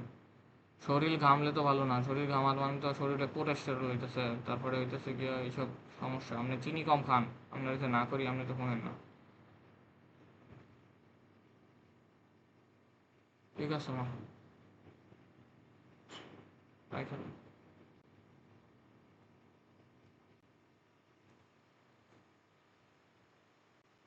আচ্ছা, এখন আমরা যদি এখানে দেখি যে আমরা এই যে বার্গলারি দেখছি, আর্থকুইক দেখলাম, এখন এইখানে দেওয়া আছে বার্গলারি এবং আর্থকুইক হওয়ার পরে অ্যালার্মটা বাজবে নাকি বাজবে না তার প্রবাবিলিটি। বলছে যখন বার্গলারি অকার এবং আর্থকুইকও অকার, মানে দুইটাই যখন হবে, বার্গলারিও ট্রু আর্থকুইকও ট্রু, তখন অ্যালার্ম বাজবে, অ্যালার্ম ট্রু, হ্যাঁ অ্যালার্ম ট্রু হওয়ার পসিবিলিটি 0.99, আর অ্যালার্ম না বাজার পসিবিলিটি হচ্ছে 0.06। এটা হচ্ছে বার্গলারিও হবে এবং আর্থকুইকও হবে, যার ফলে আমাদের কি বলে এটা, অ্যালার্ম বাজবে অথবা বাজবে না। সেমভাবে বার্গলারি হবে কিন্তু আর্থকুইক হবে না, তার ফলে এই দুটা। বার্গলারি হবে না কিন্তু আর্থকুইক হবে, তার জন্য এই দুটা। এবং বার্গলারিও হবে না আর্থকুইকও হবে না, তার জন্য এই দুটা। কিন্তু কাহিনী হইতেছে এইখানে কিছু ভুল আছে। যেমন এখানে 0.95 দেওয়া আছে না, 0.95 দেওয়া আছে, আর এইখানে 0.04 দেওয়া আছে, দুইটা মিলে কিন্তু 100% হয় নাই। তার মানে ওইভাবে আমাদের একটু দেখে নেওয়া লাগবে। যদি এরকম আসে কোশ্চেনে, তাহলে আমাদের হয় যদি কোনো ফ্যাকাল্টি ক্লাসের মধ্যে আসে জিজ্ঞেস করে প্রবলেম, যে এখানে প্রবলেম আছে কিনা, কারো কোনো সমস্যা আছে কিনা, এটা জিজ্ঞেস করে নিবা। নয়তোবা যেটা আছে ওইটা দিয়ে কাজ করে, বা যার যার ফ্যাকাল্টি যেইভাবে বলছে, আমাদের ফ্যাকাল্টি বলছে যে যদি এরকম আসে তাহলে আপনারা মাইনাস করে যেইভাবে আসে ওইভাবে করে দিয়ে আসবেন। এখন এইটা হচ্ছে যার যার নিজেদের উপর। সেমভাবে যদি পরেরটা দেখি যে এইখানেও কিন্তু একটু ভুল আছে, এখানে দুইটাতেই 0.69 দেওয়া আছে, কিন্তু দুইটাতে 0.69 হবে না, যখন একটা হবে 0.69 পয়েন্ট আরেকটা ফাইভ হবে জিরো পয়েন্ট জিরো হবে। একটা, না না এইভাবে হবে না, এইটাতে যদি 0.69 হয় এটা 0.69ই হবে, কারণ এই যে এইখানে ইয়ার বেশি না, বার্গলারিটা বেশি যে, এই জন্য বার্গলারি হোক। ফলসেটটা ও বেশি। আচ্ছা, ফলসেটটা বেশি, তার মানে উল্টা হবে, এইখানে হবে 0.31, এবার এখানে হবে 0.69, আর এইখানে দুইটাই ফলস, যেহেতু দুইটাই ফলস হবে তার মানে অ্যালার্ম বাজবে না, তাহলে অ্যালার্ম না বাজার দিকে হবে, এখানে হবে 0.001, আর এই জায়গায় হবে 0.999। আচ্ছা, আপাতত এখানে যা দেওয়া আছে আমরা তা ধরেই চিন্তা ভাবনা করি, কিন্তু সিস্টেমটা বুঝাই দিলাম আর কি। এখন এইটুকু পর্যন্ত হইলেও আমাদের বার্গলারি এবং আর্থকুয়েক অকার হইলে অ্যালার্ম বাজবে আর না বাজবে তার প্রবাবিলিটি। এখন যদি আমরা পরবর্তীতে দেখি ডেভিড কলস এবং সোফিয়া কল, এইটা কখন, যখন অ্যালার্ম বাজবে তখন। অ্যালার্ম যদি বাজে, এই যে এখানে বলছে অ্যালার্ম বাজার কারণে তারা কল দিবে, আবার অ্যালার্ম বাজার কারণে কল দিবে না তার প্রবাবিলিটি দেওয়া আছে। কী হইলো, অ্যালার্ম বাজবে, অ্যালার্ম বাজার পরে 91% টাইমে ডেভিডে কল দেয়, আর 0.9 মানে 9% সময় কল দেয় না। সেমভাবে অ্যালার্ম না বাজলেও কখনো কখনো সে কল দেয়, মানে 0.5 মানে হচ্ছে 5% টাইম। অ্যালার্ম যদি না বাজে তারপরেও 5% সময় সে কল দেয়, আবার অ্যালার্ম না বাজলে 95% সময় কল দেয় না। ওকে, সেমভাবে এইখানেও আছে, অ্যালার্ম যদি বাজে তারপরে সোফিয়া কল দিবে 75% টাইম, আর অ্যালার্ম না বাজলেও সরি অ্যালার্ম বাজবে কিন্তু সোফিয়া কল দিবে না 0.25 মানে 25% টাইম। এখানে অ্যালার্ম বাজছে না তারপরেও সোফিয়া কল দিছে 2%, আর যদি অ্যালার্ম বাজে না তারপরে কল দেয় নাই তার ওইটা হচ্ছে 98%। এগুলো আমাদের বোঝা লাগবে আর কি, কোনটা কিভাবে কার মাধ্যমে কি আসতেছে বা কি দিয়ে কি বুঝাইতেছে এইটা। এখন এইগুলা দেওয়ার পরে আমাদের কোশ্চেনে কি বলছে, বলছে যে using Bayesian network determine the probability that David calls if a burglary occur but no earthquake occurs. আচ্ছা, আমরা যখন পড়ছিলাম যে বায়াস নেটওয়ার্ক বা ওই যে কি বলে বায়াস থিওরিয়ামে পড়ছিলাম, কি হয়েছিল ওইখানে, আমাদের বায়াস থিওরিয়ামটা এমন ছিল, ওই জানি ফর্মুলাটা,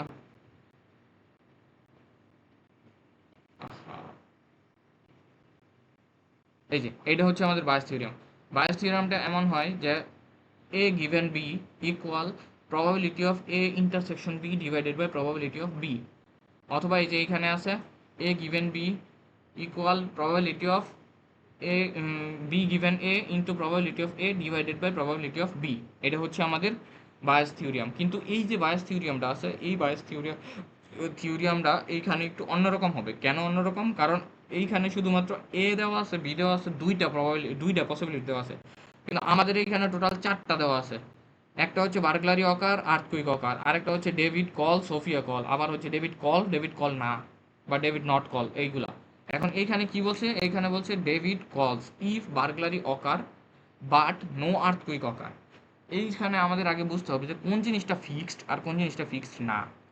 বলছে যে ডেভিডে কল দিবে, কখন কল দিবে, যখন বার্গলারি অকার হবে এবং আর্থকুইক অকার হবে না।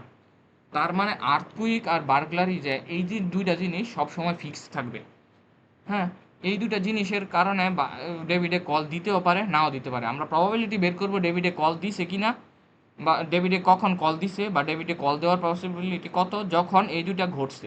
তার মানে আমাদের গিভেন কোনটা, গিভেন দেওয়া আছে বার্গলারি অকার এবং নো আর্থকুইক অকার, জিনিসটা এমন না।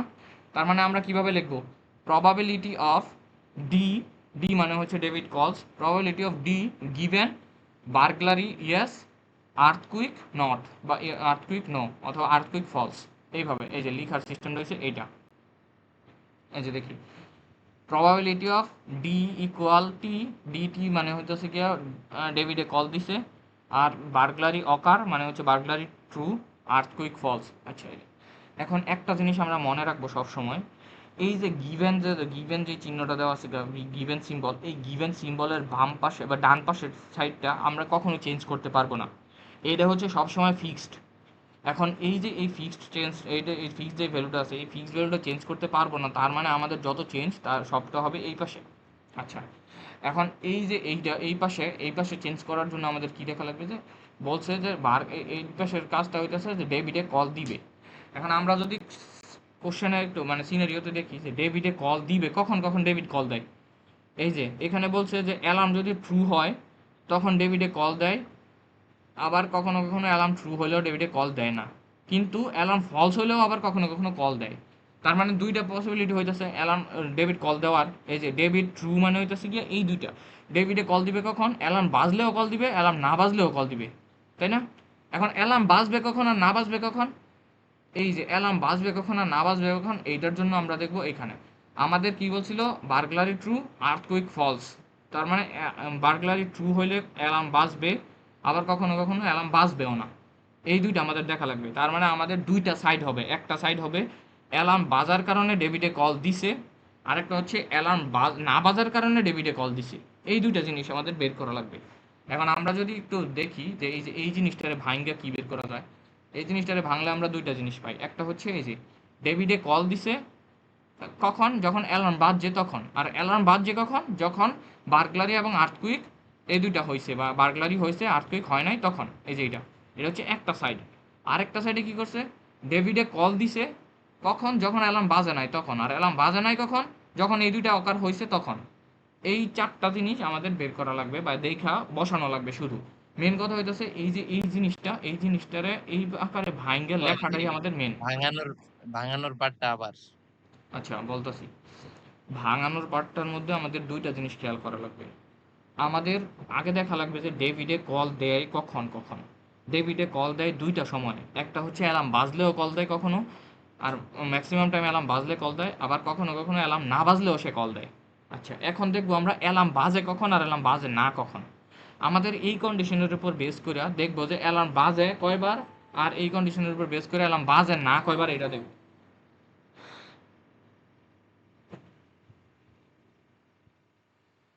আসসালামু আলাইকুম ভাই। ওয়ালাইকুম আসসালাম ভাই, আমি আপনার 10টা মিনিট পরে কল দিই। ওকে, থ্যাংক ইউ, আসসালামু আলাইকুম। আচ্ছা অ্যালার্ম বাজবে আর বাজবে না এটা আমাদের দেখা লাগবে। তার মানে অ্যালার্ম বাজবে কখন? যখন অ্যালার্ম বাজবে কখন? যখন এই দুইটা ঘটবে তখনও অ্যালার্ম বাজবে, আবার কখনো কখনো এই দুইটা ঘটবে তারপরেও অ্যালার্ম বাজবে না। আবারও বলছি যে এই পার্টটারে আমরা চেঞ্জ করতে পারবো না। এই পার্টটা যেহেতু চেঞ্জ করতে পারবো না, তার মানে কি এই পার্টের উপর বেস করে আমরা দুইটা জিনিস দেখবো। এই পার্টের উপর বেস করে কখন অ্যালার্ম বাজতেছে, কখন অ্যালার্ম বাজতেছে না। তাহলে অ্যালার্ম বাজার সাইড একটা, অ্যালার্ম না বাজার সাইড আরেকটা। তাহলে এই দুইটার উপর বেস করে অ্যালার্ম বাজবে যখন, ওই দুটার জন্য আমরা এই সেটটা বানাইছি। এই দুটার উপর বেস করে অ্যালার্ম বাজবে না যখন, ওই দুটার জন্য এই সেটটা বানাইছি। তাহলে হইতেছে, আবারও দেখি এখন, বার্গলারি অকার, আর্থকুইক নট অকার, এই দুইটার উপর বেস করে অ্যালার্ম বাজবে যখন। আচ্ছা এখানে উল্টা করে লেখা হয়েছে যার জন্য দেখতে অনেক সময় বুঝতে অসুবিধা। আমরা শুরুতে এই যে এইটা আগে লিখবো, এইটা পরে লিখবো, তাইলেও বুঝতে আরও বেশি সুবিধা হয়। তাহলে কি করব, এইটা দিয়ে আগে বের করবো যে অ্যালার্ম বাজতেছে, এই দুটা ঘটার কারণে অ্যালার্ম বাজছে। এখন অ্যালার্ম বাজলে সে কল দিছে, এটাই তো কাহিনী, তাই না? একবার হয়তো ফার্স্টে আমরা দেখবো যে এই বার্গলারি অকার, আর্থকুইক নট অকার, এই কারণে অ্যালার্ম বাজছে। আরেকটা হইতেছে গিয়া বার্গলারি অ্যালার্ম বাজছে, বাজার কারণে ডেভিডে কল দিছে। সেমভাবে এইখানে বের করবো তার উল্টাটা, এই দুইটা ঘটছে, ঘটার কারণেও অ্যালার্ম বাজে নাই। আরেকটা হইতেছে অ্যালার্ম বাজে নাই তারপরেও কল দিছে। এখন এই চারটারে শুধু একসাথে বসাই দিছি। এই যে এই দুইটারে গুণ, এই দুই মাঝখানে প্লাস দিয়ে এই দুইটারে গুণ। এই যে এখান থেকে খালি ভ্যালু বসাইছি যে অ্যালার্ম ডেভিডে কল দিছে, অ্যালার্ম বাজলে কল দিছে, অ্যালার্ম না বাজলে কল দিছে। আর হচ্ছে বার্গলারি অকার হলে অ্যালার্ম বাজবে, বার্গলারি অকার নট অকার হলে অ্যালার্ম বাজছে আর অ্যালার্ম বাজছে না। এই যে চারটারে যখন আমরা পাশাপাশি বসায় দিলাম, বসায় দিয়েছি পরে এই যে অ্যান্সার বেরিয়েছে। এই যে এইখানে আমরা দেখি, এখানে ওই যে বার্গলারি অকার নট অকারের জন্য ওইখানে 0.04 দেওয়া আছে কিনা, এইখানে কিন্তু আমরা 0.05 দিয়ে কাজ করছি। কারণ ওই যে এখানে ক্যালকুলেশনে ভুল ছিল, কিন্তু এখানে আবার ম্যাথের মধ্যে ঠিকই কইরা দিছে। বুঝতে পারছি সবাই? এটা কি বুঝছি সবাই?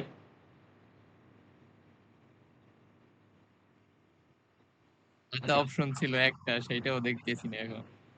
কি? মানে মানে মনে করছিলাম ঠিক আছে, এই যে বাইশ থিওরেম আর নেবেস দিয়ে ইজি কোশ্চেন আসবে, হয়ে যাবে শেষ। আরে এটা তো ইজি রে ভাই, তুই নর্মালি চিন্তা কর। দেখ, আমাদের এতদিন আমরা করতাম যে এই যে এইখানে চেইন রুল করছিলাম না, মনে আছে? চেইন রুল করছিলাম ইয়াতে, Markov chain. Markov চেইনে কি করতাম যে একটার সাথে আরেকটা সবগুলো কানেক্টেড ছিল, সবগুলোর একসাথে গুণ করে দিতাম। এখানে ওই রকমেরই হইতো, কিন্তু এখানে দুইটা আলাদা আলাদা কম্বিনেশন আছে, দুইটা আলাদা আলাদা টাইপ আছে। যেহেতু দুইটা আলাদা টাইপ আছে এই জন্য দুইটা টাইপের জন্য আমরা মাঝখানে যোগ দিছি, কিন্তু যেহেতু একটার সাথে আরেকটা কানেক্টেড এই জন্য গুণ দিছি। তার মানে কি হবে, একটার সাথে আরেকটা যেহেতু এই যে এইটা আর এইটা, যেহেতু আমাদের দুই টাইপের আউটকামসের জন্য ওই দুটার যোগ, আর একটা আউটকামসেরই দুইটা আলাদা আলাদা পার্ট, এই জন্য ওই দুটারে গুণ করছি। এখানে কি করলাম, অ্যালার্ম বাজার সাইডেরটা আর অ্যালার্ম না বাজার সাইডেরটা আগে এই দুইটারে আলাদা করছি। এখন কি করছি, অ্যালার্ম বাজবে কখন আর অ্যালার্ম বাজার কারণে কল দিবে কখন।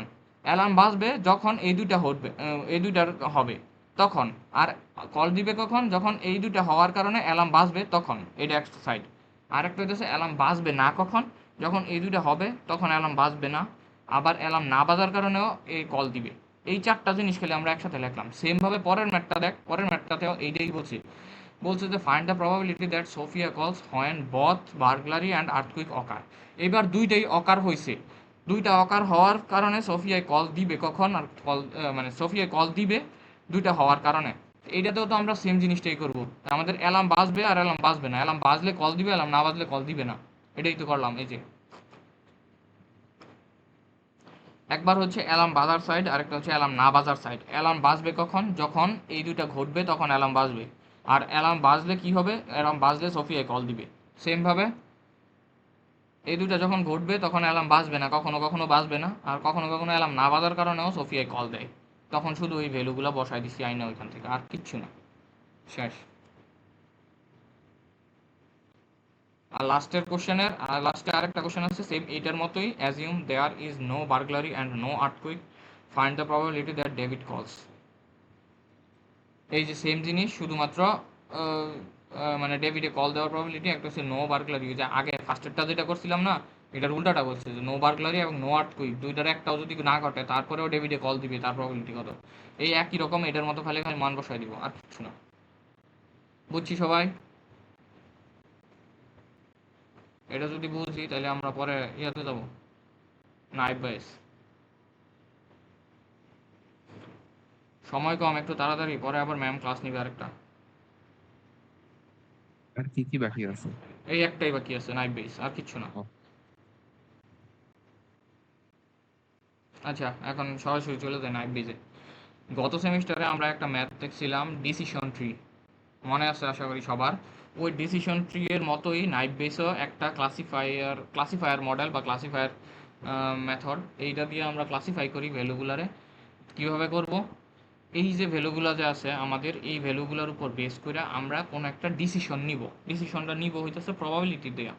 কিভাবে, এই যে আমাদের এখানে বলেছে classify when weather is rain, wind is weak. Weather যদি রেইন হয় এবং উইন্ড যদি উইক হয় তখন আমরা কি ক্রিকেট খেলতে পারবো নাকি পারবো না, এটা জিজ্ঞেস করছে।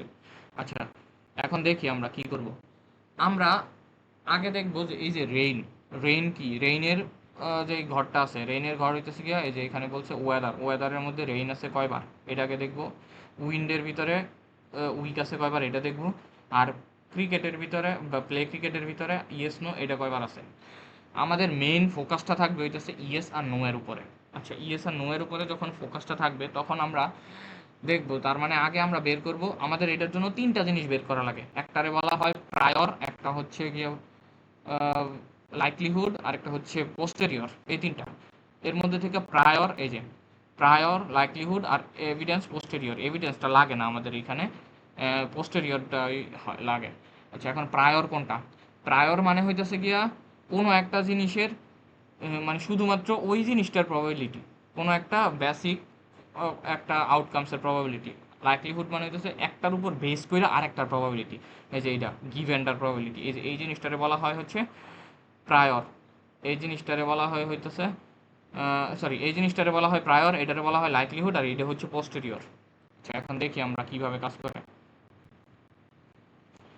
এখন আমরা আগে বের করব প্রায়র বের করার জন্য আমাদের কি করব, আমাদের যেই ফাইনাল ডিসিশন যেই টেবিলটা আছে, ডিসিশন যেই কলামটা আছে, ডিসিশন কলামের প্রবাবিলিটিটা বের করব। ডিসিশন কলামে দুই ধরনেরই আছে। তার মানে কি আছে, ডিসিশন কলামে টোটাল এখানে ভ্যালু আছে 6টা, 6টার মধ্যে থেকে 3টা আছে নো, 3টা আছে ইয়েস। তার মানে এটা কিভাবে লিখবো, যে আমাদের প্রবাবিলিটি অফ, এই যে প্রায়র ক্যালকুলেট করছি, প্রায়র ক্যালকুলেট করে আমরা লিখবো probability of yes equal 3/6, probability of no equal 3/6। এটা বের করলাম। এখন বের করব লাইকলিহুড।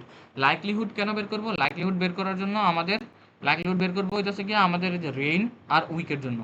রেইন আর উইকের জন্য দেখবো যে আমাদের এই যে নো আর ইয়েস আছে, এই ইয়েস এর মধ্যে কয়টা নো রেইন আছে আর নো এর মধ্যে কয়বার রেইন আছে। সেম ভাবে ইয়েস এর মধ্যে কয়বার উইক আছে, নো এর মধ্যে কয়বার উইক আছে, এইটা দেখবো আমরা। তার মানে আমাদের ফিক্সড কোনটা, ফিক্সড হইতেছে গিয়ে ইয়েস আর নো, তাই না? ইয়েস আর নো ফিক্সড, বের করতেছি কোনটা, রেইন। তার মানে আমরা লিখবো কিভাবে, probability of rain given yes, probability of rain given no. Same ভাবে probability of week given yes, probability of week given no, এটা লিখবো। এখন এটা যদি লিখি তার মানে কি আছে, এই ইয়েস আছে এখানে 3বার, তার মধ্যে রেইন আছে কয়টা, 2টা।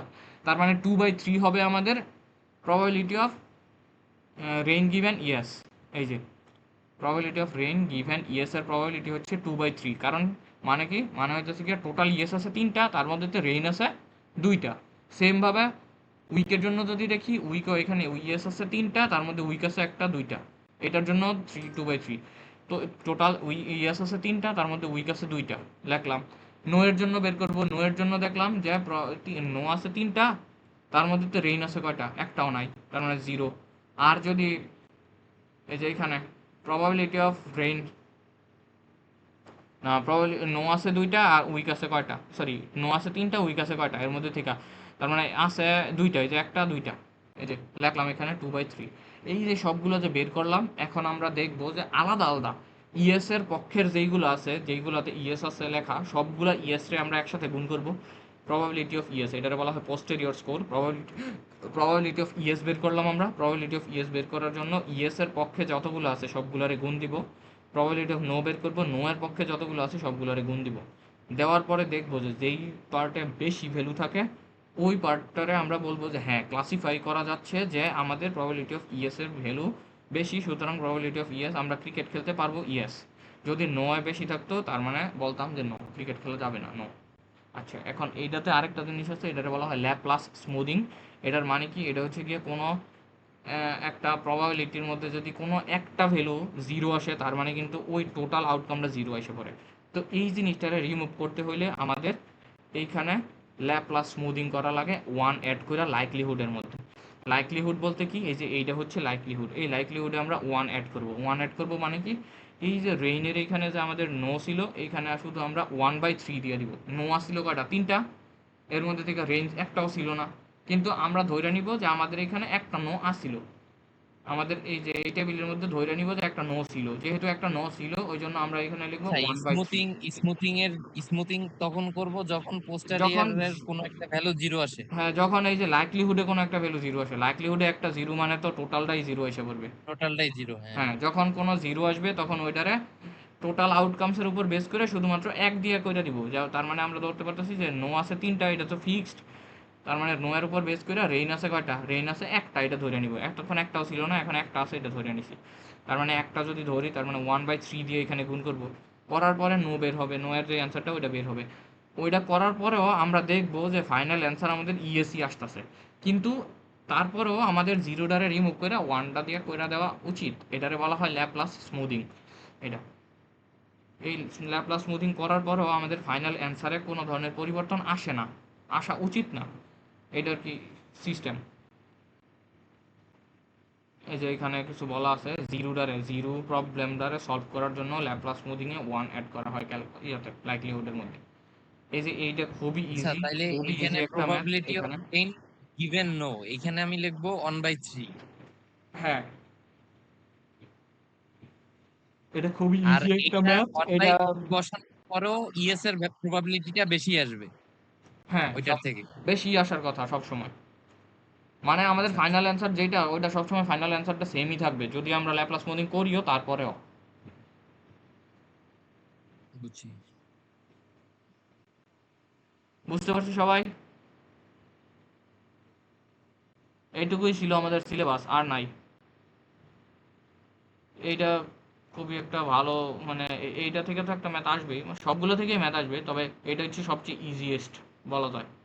এটা শুধুমাত্র আমাদের কি করা লাগে, ফার্স্টে হইতেছে এই যে ডিসিশন যে নোটটা আছে, ডিসিশন নোট বা ডিসিশন যে কলামটা আছে, ওইটার কলামের প্রবাবিলিটিটা বের করব ফার্স্টে, ওইটারে বলা হয় হচ্ছে গিয়ে প্রায়র। তারপরে বের করব লাইকলিহুড। লাইকলিহুড মানে হইতেছে গিয়া এই ডিসিশনের উপর বেস কইরা আমাদের কোশ্চেনে যেইগুলো বলা থাকতেছে ওইগুলার জন্য তো ডিসিশনের উপর বেস করে আমরা বের করব, যদি নো দেওয়া থাকে তাহলে রেইন কয়বার, ইয়েস দেওয়া থাকলে রেইন কয়বার, সেমভাবে নো দেওয়া থাকলে উইক কয়বার, ইয়েস দেওয়া থাকলে উইক কয়বার, এগুলো হচ্ছে লাইকলিহুড। এখন এগুলো সব বের করার পরে আমরা ইয়েস এর সবগুলোরে একসাথে গুণ করে দিব, নো এর সবগুলোরে একসাথে গুণ করে দিব, যেটা বেশি হয় ওইটাই অ্যান্সার, শেষ। এর থেকে ইজি আর একটাও নাই। এখন বাকিটা নিজে নিজে প্র্যাকটিস করলে আশা করি সবার হয়ে যাবে ইনশাআল্লাহ। আর কিছু নাই দেখানোর মতো, সবাই বুঝতে পারছি? কারো কি কোনো সমস্যা আছে?